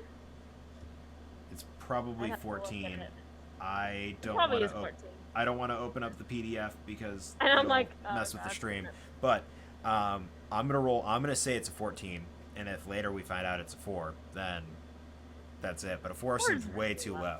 Yeah. So I just have to roll and get better than a 14, and that's a 13 on the die. So what happens to him? He attacks his closest ally until they're dead. Okay, so you watch as you all finish your round of initiative, this creature turns around and walks over to the other creature with the maw belly, and is going to make both its attacks. That will hit, and that's a natural 20. Ooh. Way to So- go, Bowser. Yeah. My big bad is going to take 5, 6, and 3. So 11, 12, 13, 14 points of damage, and you watch as it shoves its claws into and around the jaws of the stomach of this creature and like lifts up, and you watch as the what is now a dead rot priest spits out blood, and blood comes out of his mouth, and blood comes out of the mouth and his stomach, and you watch as his eyes, he wakes up, he's like, no, I could, and just gets ripped in fucking half by this thing. And then as you guys are watching that, since it has killed its only friend, it turns around and glares back at all of you. It is now your turn in initiative, though. So what would you like to do? Nice. Solid. Amazing. I would like to continue to crawl on the ceiling to be above this creature. Question mark. Yeah, you can do that. Okay. And the chamber that you're walking into looks like a bed chamber of sorts, and the ceilings are a little bit higher, so they're about 10 feet, give or take, rather than the typical 5 that you've been seeing, or 5 or so that you've had in this Sure. grove. I would like to try to drop my last red poison into this creature. Creature. Okay. Go ahead and give me a presence check for it, as you are technically throwing it. Its mouth is open at you. Okay. It's like staring at you like. Down the hatch. 16. That will hit. So go ahead and roll your damage. Okay. So it's a D. Let me make sure that I have this correct. I think it's D10. D10. 5 damage. 5 damage. You watch as this red poison goes into his mouth, and you watch as his jaw crushes it in the glass, and you can hear the glass crunching as he eats and then swallows the vial.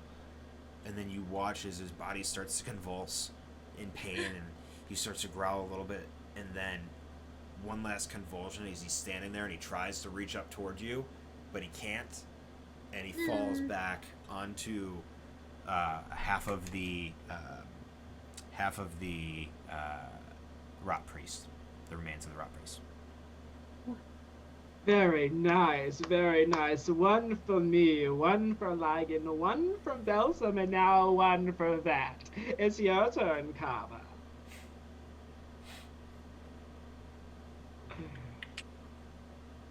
I'm gonna glide in the room since all the threats are done.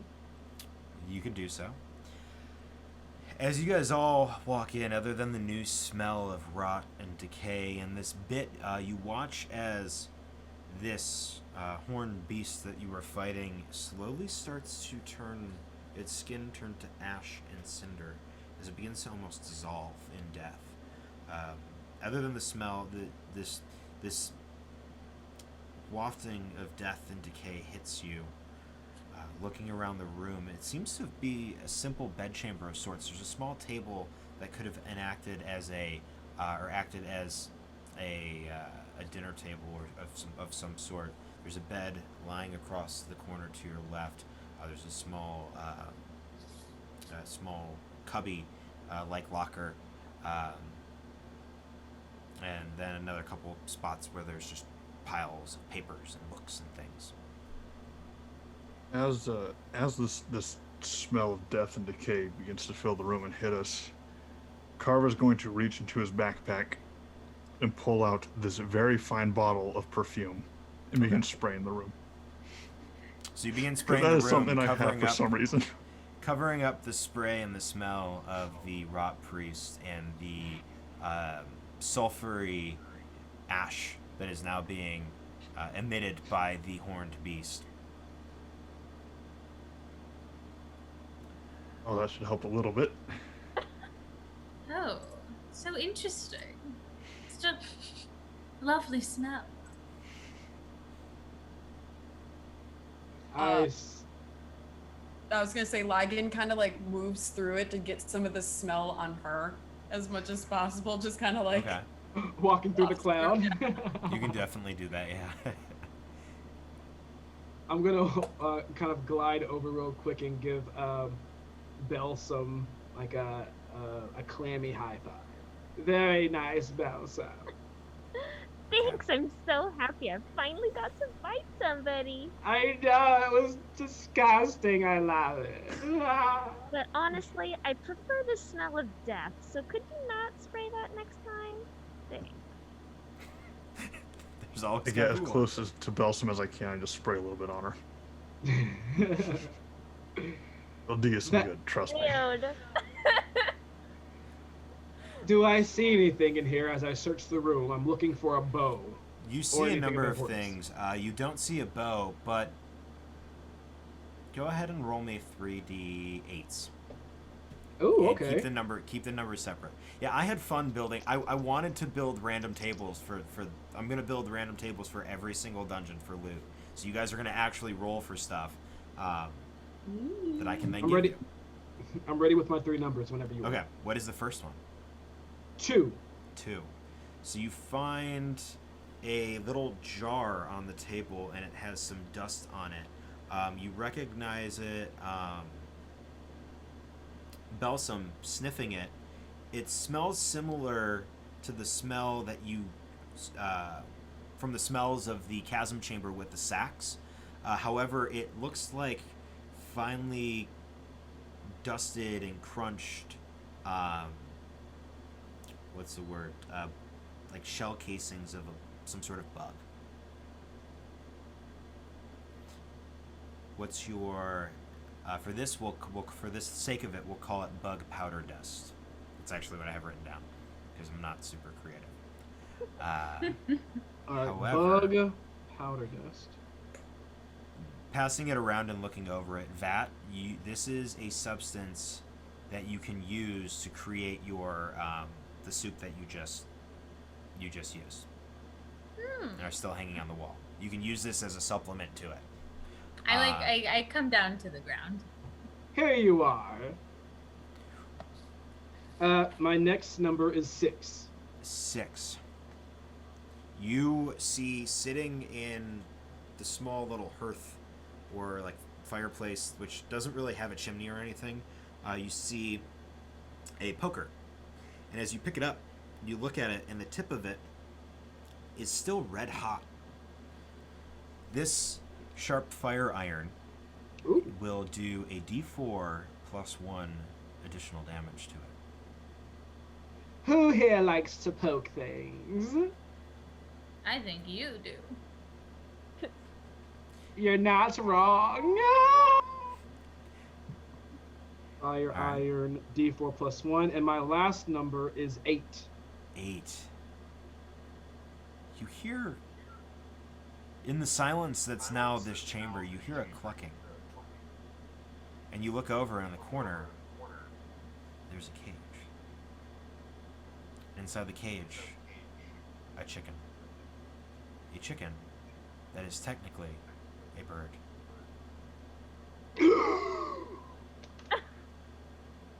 I hold out my hand and all my eyes open, flaring with fire, and I will cast the fireball spell that I have, which it's called Palms Open the Southern Gate. Oh my god.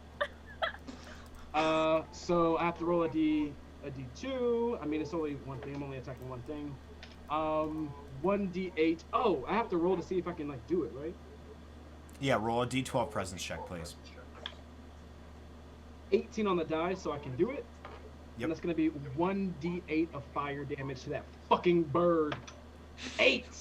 8. So you watch, the rest of you, you watch as he goes, you! And reaches out his hand with this fiery essence. And you watch as this chicken that's been probably sitting in this corner for a significant amount of time and looks rather sad, just gets turned into a nice chicken dinner. It's a little charred, but given Karva goes and opens up the cage and tears some off and tosses it to Gretchen. Gretchen Good girl. snatches it up and starts eating it. Very good, Gretchen. Well, that was fun. Yeah. Well, I We see still no. haven't found a bow. Are you in my head? I told you not to do that. Is there another opening? Is there another door in this room? In this chamber, no. It looks like there was at some point a small archway or a door, but that tunnel has long since, or that doorway has long since collapsed. Do I feel like the only room left is the one that we were trying to like not go into with the ghost of the Drew? So you'd recall that if you go back through that tunnel, that little kind of foyer chamber, one would lead through the tunnel that you just came through. Another one will lead into the workspace, and then from the workspace would go into the obelisk room. And then there was a third one that went slightly down as well, down some steps that you guys saw, but you didn't look into that room at all. I say we go check out that workspace really quickly and then maybe head downstairs. What do you say? Seems reasonable. So you head to the workroom, and when you guys all enter, you are hit with the smell of wet, stale wood. Similar, Belsum, this is similar smell to you. You walk over and you show them the workspace and the table. And you point out the comb with the gray hair and the book entitled Wizard Fight that you noticed before. You also notice that on there are notes covered with different runes and sigils, not only in... Oh my gosh, I can't see this stupid hood. I'll just do this, guys. Not only in... this kind of infernal language, but also in a more elegant scrawling. You'd imagine, while one was this priest's, the other was the Drew's. Looking through a lot of the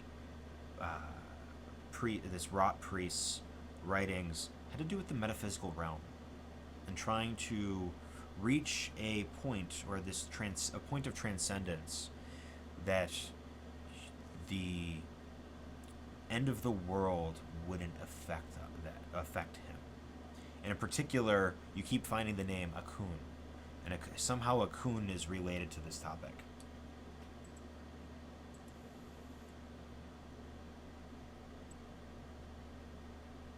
Do Do we all see this as we're kind of Yes, walking this is all. through? These are all common things that you guys can see as you walk in. Belsum does a good job of pointing it out. Yeah, but Abhorred is really the only one who can read the infernal scrawling. And I just Karva read wants out- to take a look at the comb Okay. and see if I can identify what kind of hair is on it. If it's human, animal. Go ahead and give me a presence check.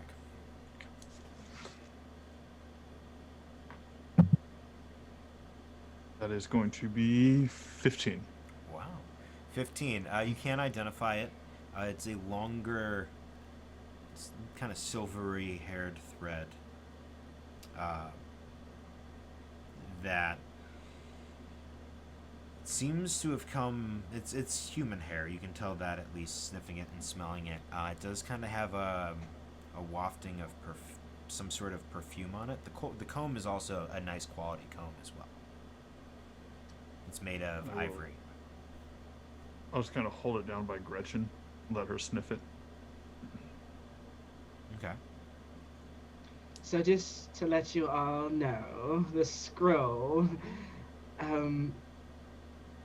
basically the Drew wanted to forego the death, and he was studying for the end of the world to not affect him. So I'm guessing that's why his soul is in the other room. The opposite, actually. The rot priest was studying it. It looked like the rot priest was doing it. The rot priest roll a presence check. I want to see how insightful you are. And actually, Lygan, you can make this roll as well.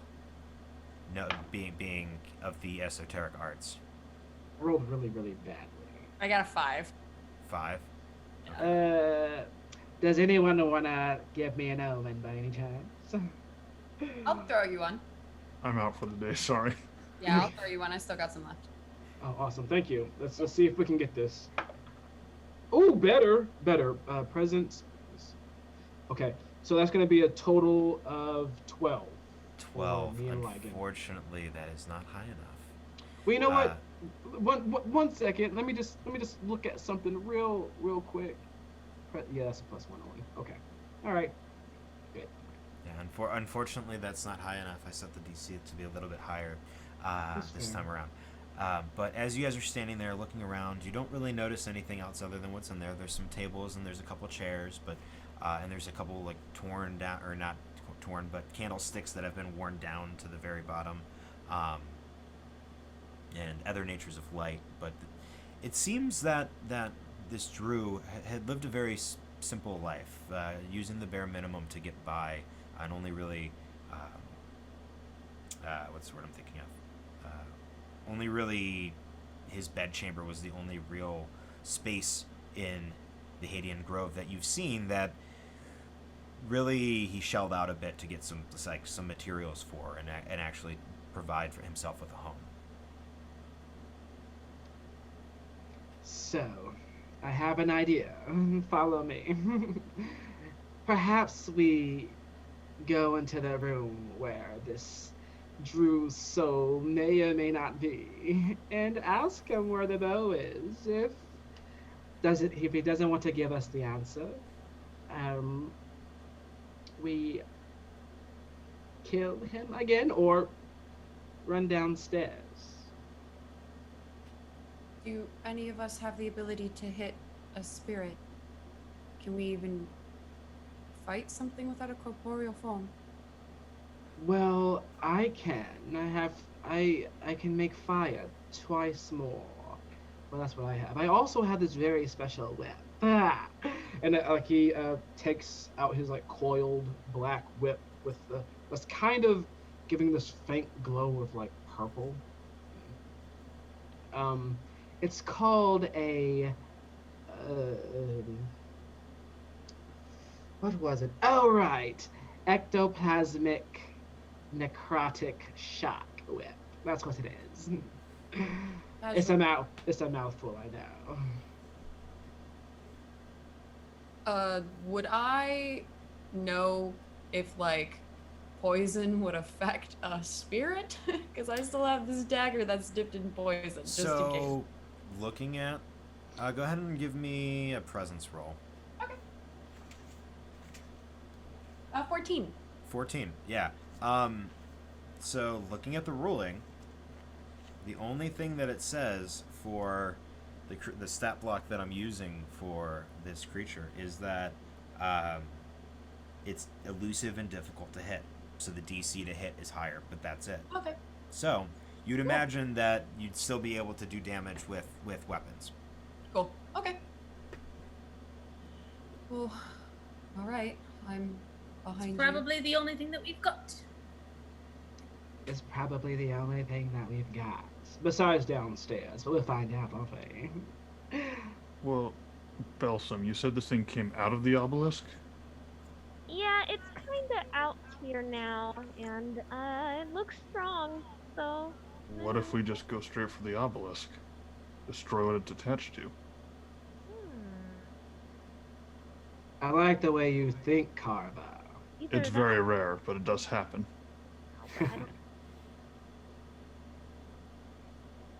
I say we try. Just a thought. Who wants to go in first? Who's the toughest of us all? Let's go, girl. Gretchen and Karva will start walking that direction. Okay.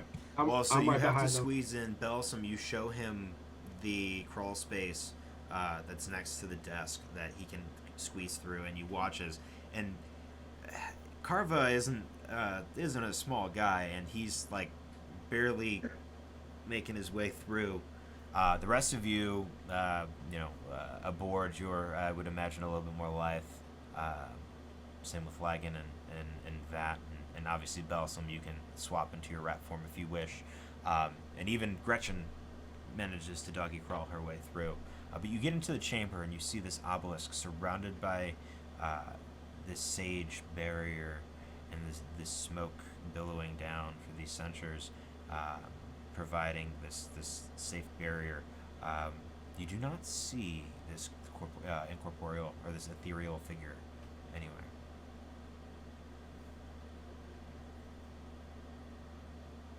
You're sure this is the right room? Positive, which is not good. Well, he may have left. Yeah. Do I see a bone bow in the room? Looking around the room, you do not see a bone bow. The room is pretty much bare except for this obelisk. It looks like it's made out of some sort of obsidian, and then the sage field around it.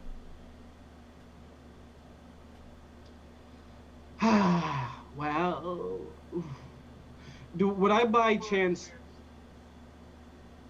know of anything that has told that items can be hidden in obelisks?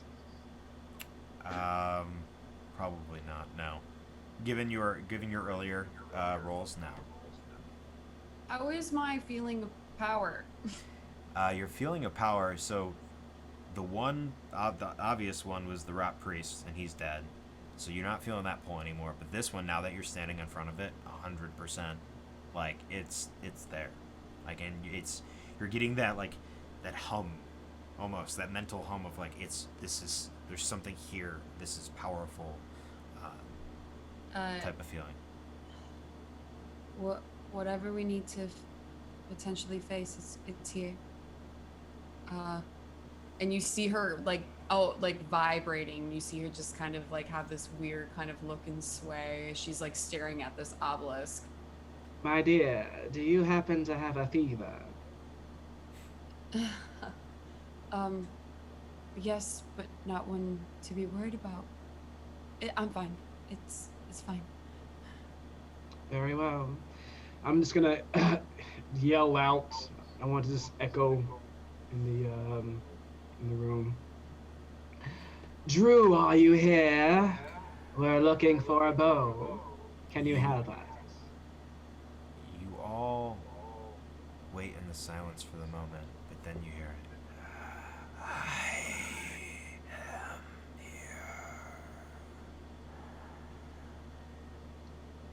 It's a pleasure to meet you or hear you or whatever. Where can we find the bow from the bone bower? The bower.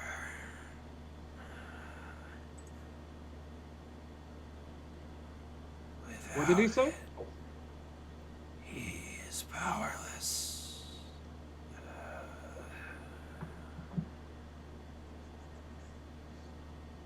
Yes, this is true, but he's killing people. And we kind of have to take it back to him to save someone else. You will not find it here. Are you lying to me, voice in the sky? The Fate Master says roll a presence check.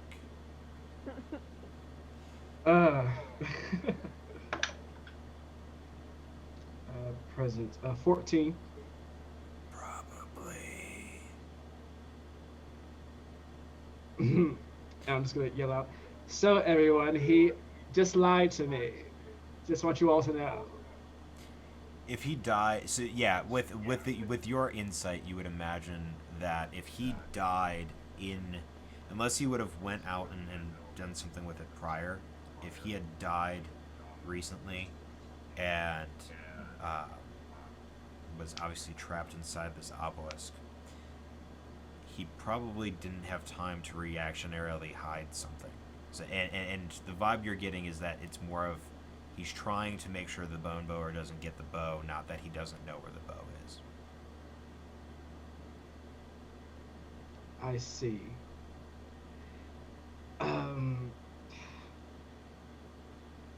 I'm sorry, friend, but we really do need that bow. I know you do not wish him to have it, but we need it. Release me.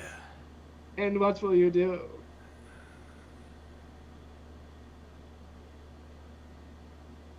I can show you the bow.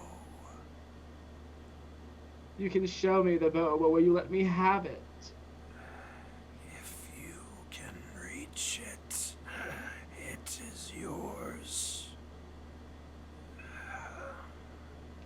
I look to everyone. What do you all say?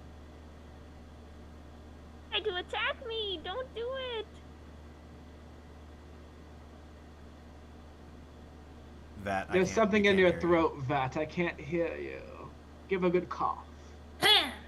Thank you. He already tried to attack one of us.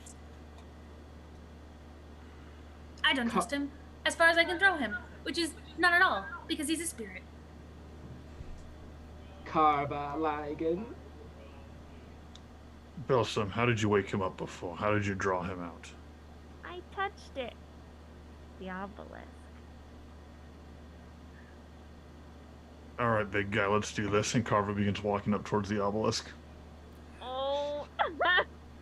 Lygan just gets like really excited.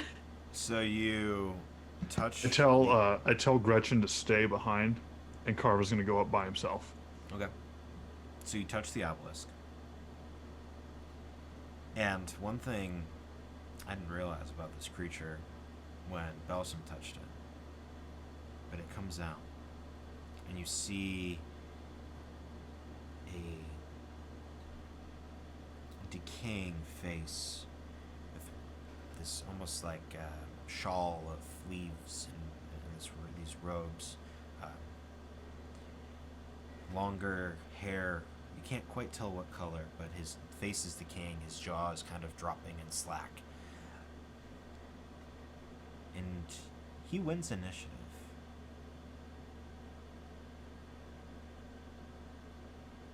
He is going to attempt to reach out and touch you, Karva. Okay, we're fighting now. Okay, great. Go ahead and roll an agility test. He wins initiative. Wait, what? Yeah, that was something that I overlooked when I was looking at, or when I, in the moment of him pulling out or coming out of the obelisk, is that he should have won the initiative against Belsum.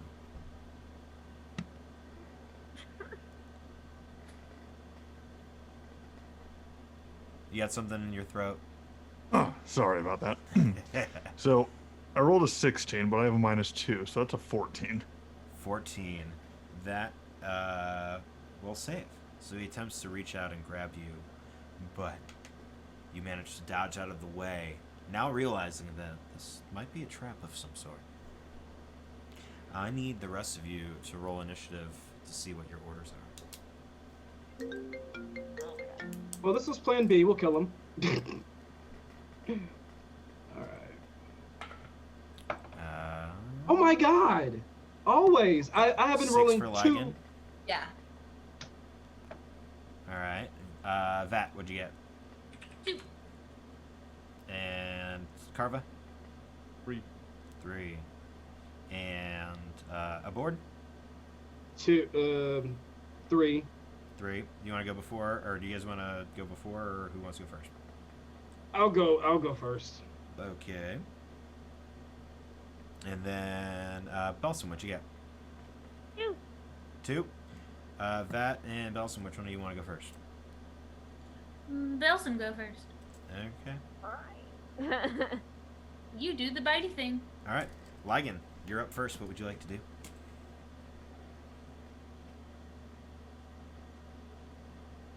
Okay. Sorry, I was like staring at things on screen. I'm going to take out the dagger that has the poison on it, and I'm gonna chuck it. Okay. Just Go ahead and throw it right towards the creature to get it in its big midsection. okay. Ghost. Go ahead and roll a presence check for me, please. Please. It's a 14. A 14 is just what you need to hit. Go ahead and roll damage. I believe I have to make a toughness check, correct? I don't know. Yes. Abhorred. Yes, you do. Okay. The poison. Yeah, the creature has to make a DC a DR 14 toughness check, and take 2d10 damage. I rolled an 11, so it will take the damage. Okay, So- I got 10. 10 points of damage total. I have a 6 plus 4. Yes. Awesome. Did you? On top of your dagger damage? Oh no, do I roll that too? Yes, you Mhm. roll that too. Yep. Oh, Dagger damage, Yep. and then 2d10s. Yeah. that's Dag- 2. So 12. 12 points of damage. Let me see. It does not have any armor. So, it sinks in and you all hear as its form kind of shifts and warps, and you watch as this poison, normally you feel the thum, right, in your bloodstream, but you watch as this kind of evaporates into the mist around it, around this form, and he's looking really, really bad. The form is kind of like shifting and pulling in and out and warping in ways. Abhorred, it is your turn.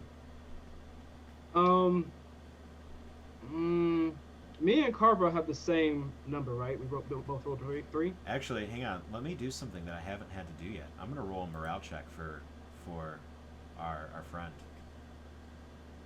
Which one? Oh. So while you're thinking about what you want to do aboard.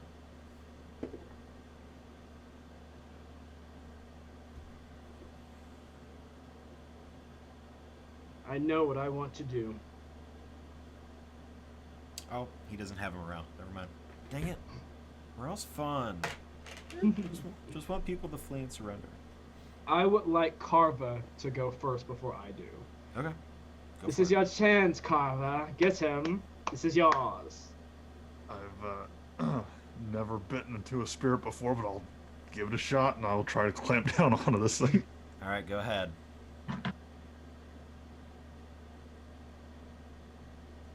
Nope, that's a 4.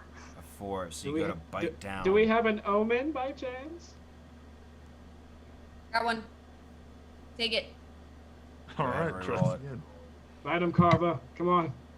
It's gonna be a 15. A 15 will hit. So go ahead and roll your damage. Okay. 2 whole points of damage. 2 whole points of damage. As you bite into this this ethereal form of the Drew.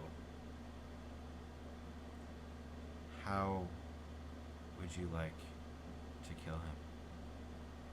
Nice. How do you bite into a ghost? Interesting.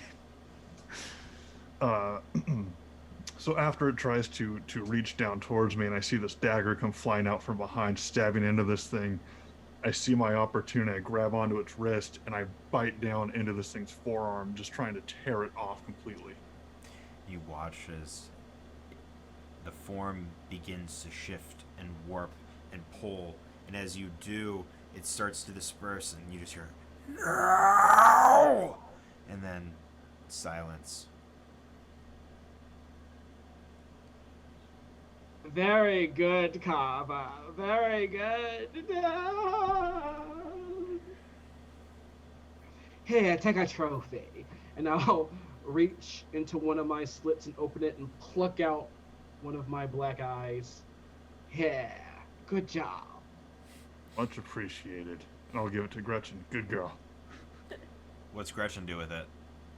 She'll eat it. So, how much damage does that do to a board? I think you take a D4.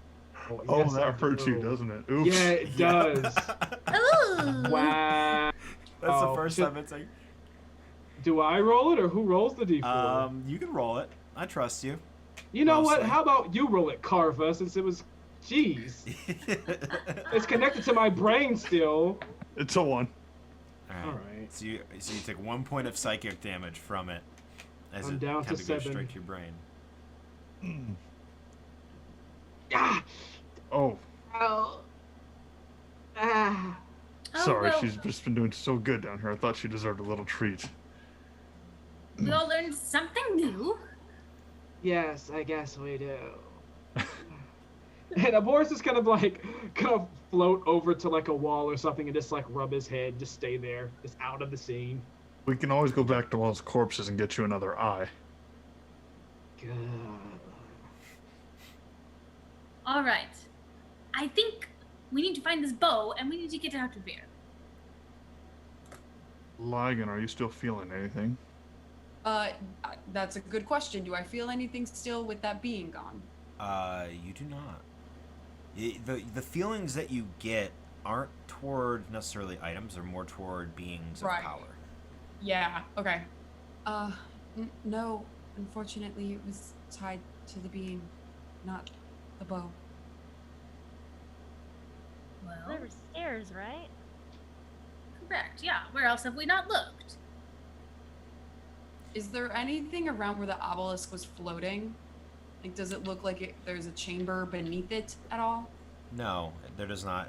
The obelisk is there and it's floating a bit, but the sage is really more like by the look of it, it looks like, and especially reading the inscription around the sides, it looks like it was almost done tauntingly. As if when the rot priest came in here, he may have killed the Drew relatively easily and trapped his spirit there to avoid it from ascending into the Shimmering Fields. I will relate that to the group. Does anyone know where else to check? Belsum, didn't you say there was a downstairs here somewhere? Then we must go fast.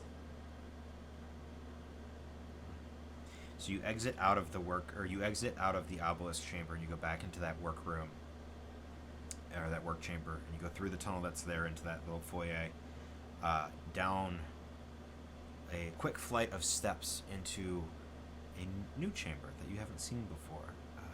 As you walk in and you start to walk down the stairs, you're met with the smell of rotting seaweed. This salt is very heavy in the air. As you look down into this chamber, it opens up into this kind of octagonal chamber with a small pool in the center. Around the pool, bullet-like caps, like craniums, scattered across and around where the pool sits in the center of the cavern. They glow very faintly with this dull, almost teal color.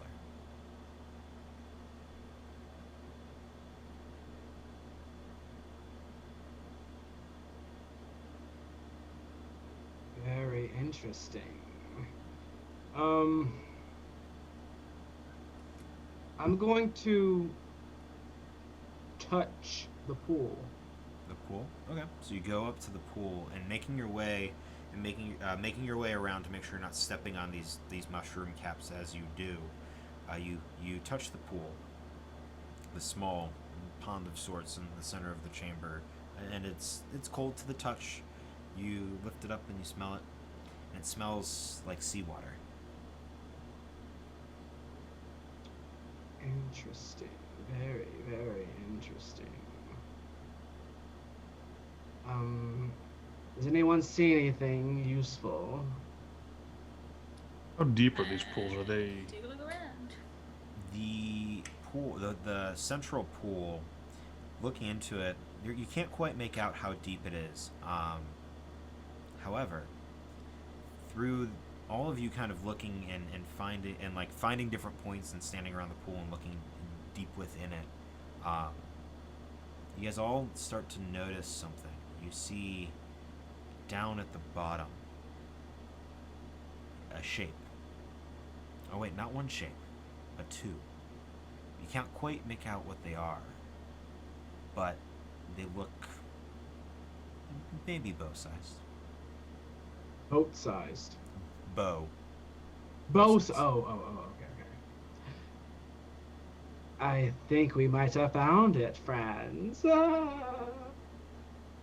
How do we retrieve it then? I can be the martyr for you. Yeah. And I will begin to walk to where I see it, like in the water. Okay. When you step into the water, it's almost like a like there isn't a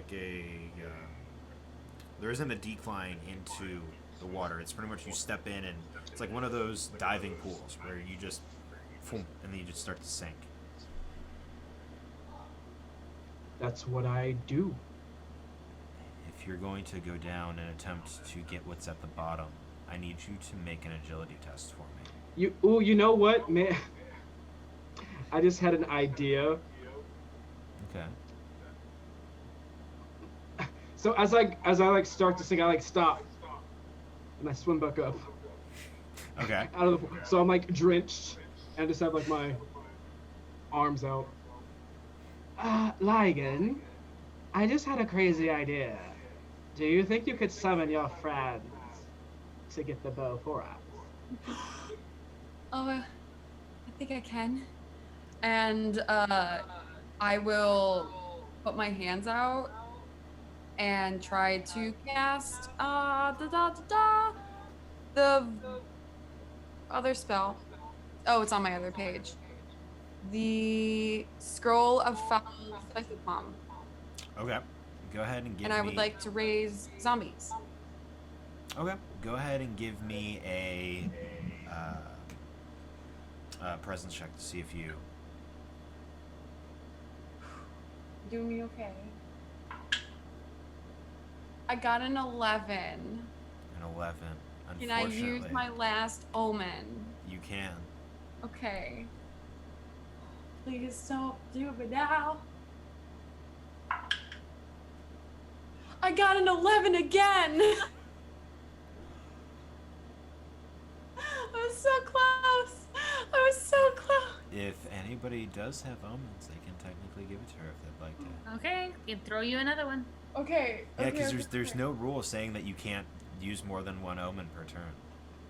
I got a 19. I got a 19 on the dice. So as you go and cast it, I believe you have to roll for how many you can summon. D6. Okay. 5. Nice. Or no, it's a D. So it's a D6 to determine whether or not it's skeletons or zombies. Oh, okay. So a 5 is zombies, and then you roll a D4 to see how many zombies you summon. 4. 1. So One you zombie. summon one zombie, and it forms. You watch as one of these cranium mushrooms begins to expand and grow, and as the roots from underneath it start to pull out, you watch as this zombie just kind of stands up out of the ground and Mushroom zombie is very much on brand for me, so I'm just very happy about this. I completely forgot about the grove for a second. Yeah. And then I realized as soon as I said mushroom zombie, I'm like, dope. It's standing there waiting for you. I will give it, if I can command it, give it the command to swim down and retrieve. Okay. So it swims down. I'm going to need... Go ahead and roll just a straight D20 for me and tell me what it gets. Okay.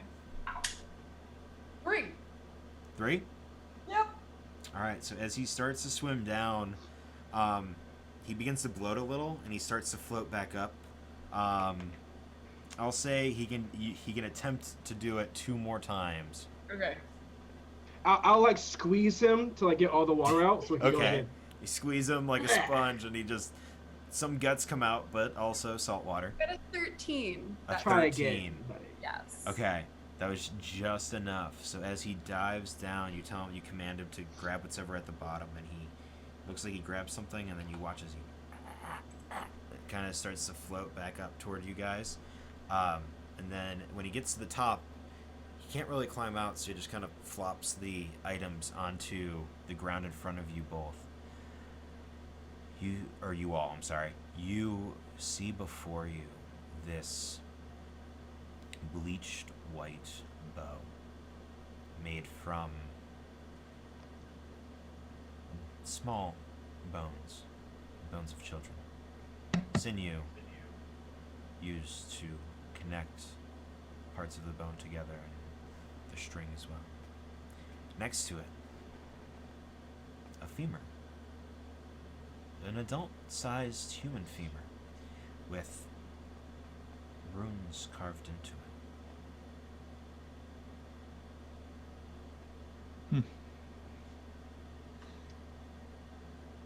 Time to go. Looks like we found it. And a new weapon. A femur? With magic? Yeah, is there anything special? Like, can I read or anyone read these runes? Let me double check. I forgot to put it in my notes. But I have the document though. You do know it's magical. It's also a... Let me find it. It'll take me 2 seconds. It's also a spell focus. Of sorts. It's not like a typical D&D spell focus where you can blap and like shoot stuff out of it. But it is... pulling it up right now.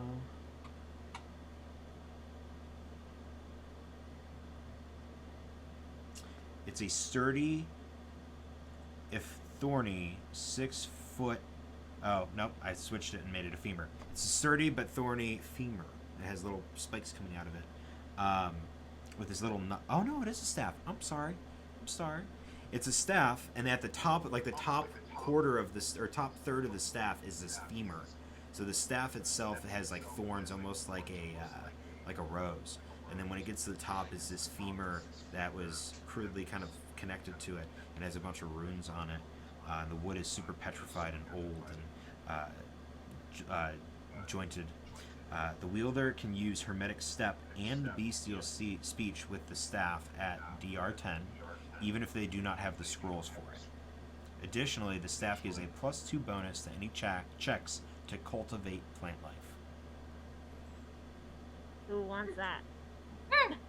Yeah. Immediately just look straight towards that. Like, here. I look at the staff that I have in my hand, and I like just toss it on the ground. Just throw it into the water like a stick. Actually, yes, that's exactly what happens. I say, I no longer need you. Gretchen hops in the water and goes to fetch it and swims back with it. Cool. I was 100% going to make you roll for it if you wouldn't have said that. Gretchen is a good dog.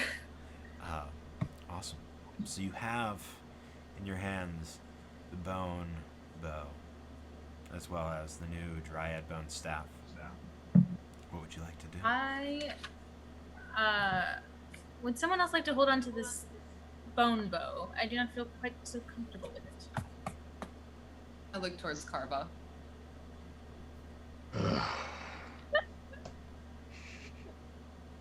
And Karva will put it on his back. And I will begin to glide out to make our way back to the bone. I forgot his name that quick. The Beirut. Agthal. Yes. The mother. Yes. We want to go back to the Boyerman. Okay. Yeah, the Boyerman. Mhm. So you want to go find Agthal Yes. and trade the bow for the child. Yes.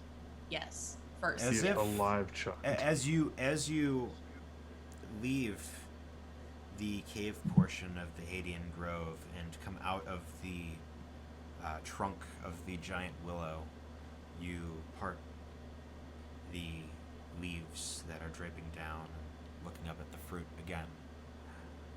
Belsum, you look at your hands. It's skin again.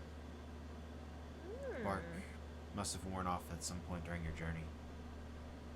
You travel only the couple hours that Agthal had told you it would take. The forest did shift a little, but you managed to kind of circumvent any troubles that you were going to have. And Agthal finds you. You watch as he eyes Belsum for a second, then eyes his true prize, the bow.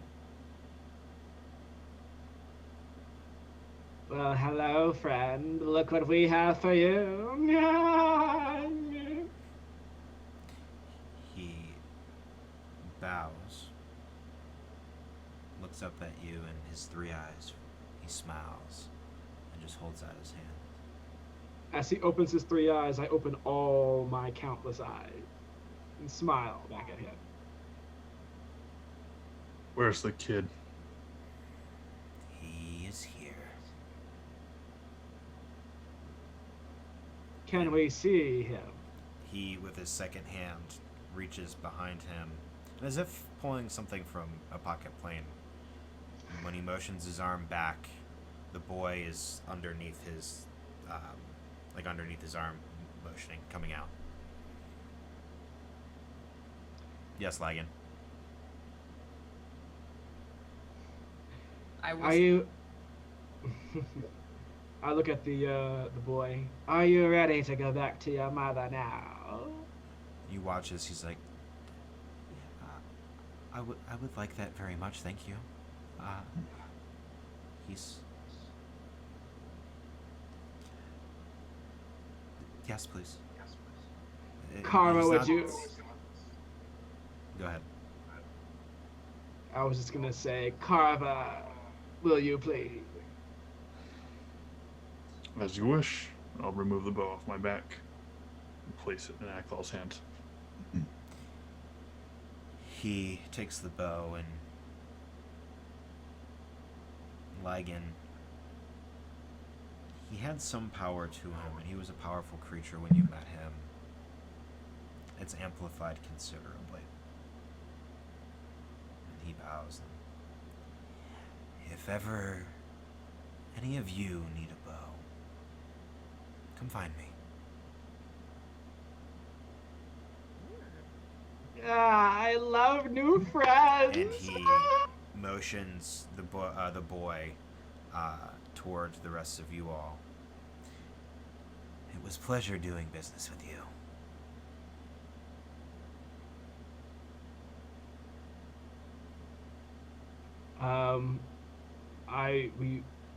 I begin to take the boy back to town. Mm-hmm. And as you guys begin to leave Lygan, you look over your shoulder a bit, every once in a while, and after about the first, dozen or so steps, you look over and he's there and he's smiling and he bows and you look back. And when you turn around, he's gone. And that rippling and that sensation of power, no longer there. Let's get out of this wretched place. it takes you some time to get, or it takes you a couple hours to get back to Kirk. Oh my gosh, I forgot what I called it. Kirkbeck. There we go. I forgot what the town was called. That's how deep into this I was. It takes you a couple. I'm getting bouts of madness, guys. It takes you a little bit to get back to Kirkbeck. You reunite the boy with his mother. After spending the night in Kirkbeck, getting a decent enough meal from a village in the middle of the forest of Sarkosh, you each get an additional 30 silver pieces for the job. They thank you over and over again. The boy not really saying much of the events that took place or what he did in the time period that he was with the bone blower, but knowing that that's probably better left unsaid, you pack up your things and head back to the palace of the Shadow King. As we head there, I'm just gonna kind of speak out to my team. That poor boy is going to need a lot of therapy. Good luck finding a therapist. Right? Oh, that poor soul. It'll get better, I'm sure. Probably always does with time. And as you head back to the ruin and deeper in to the tunnel, to the cave, and to your home, that's where our first trial of the damned will end. We all lived! Ah! You all lived, just barely. Thank you all. Thank you so much, GW. Thank you all for sticking with us for this long. You can catch this. Will go up on VOD. I think pretty soon Daniel will get it up for us. The next Trial of the Damned will take place on, I believe it's September 17th or 24th. I believe it's 17th. No, it's 24th, I think. I forget. Well, we'll figure it out. I should have had that prepared beforehand. But you can find us on our Discord at you can find all of the other information at the Initiative Order, both on, I believe it's on Twitter and also on Instagram as well. You can find us on YouTube at the Initiative Order as well. And until next time, guys, stay sane. Or don't, whatever you like.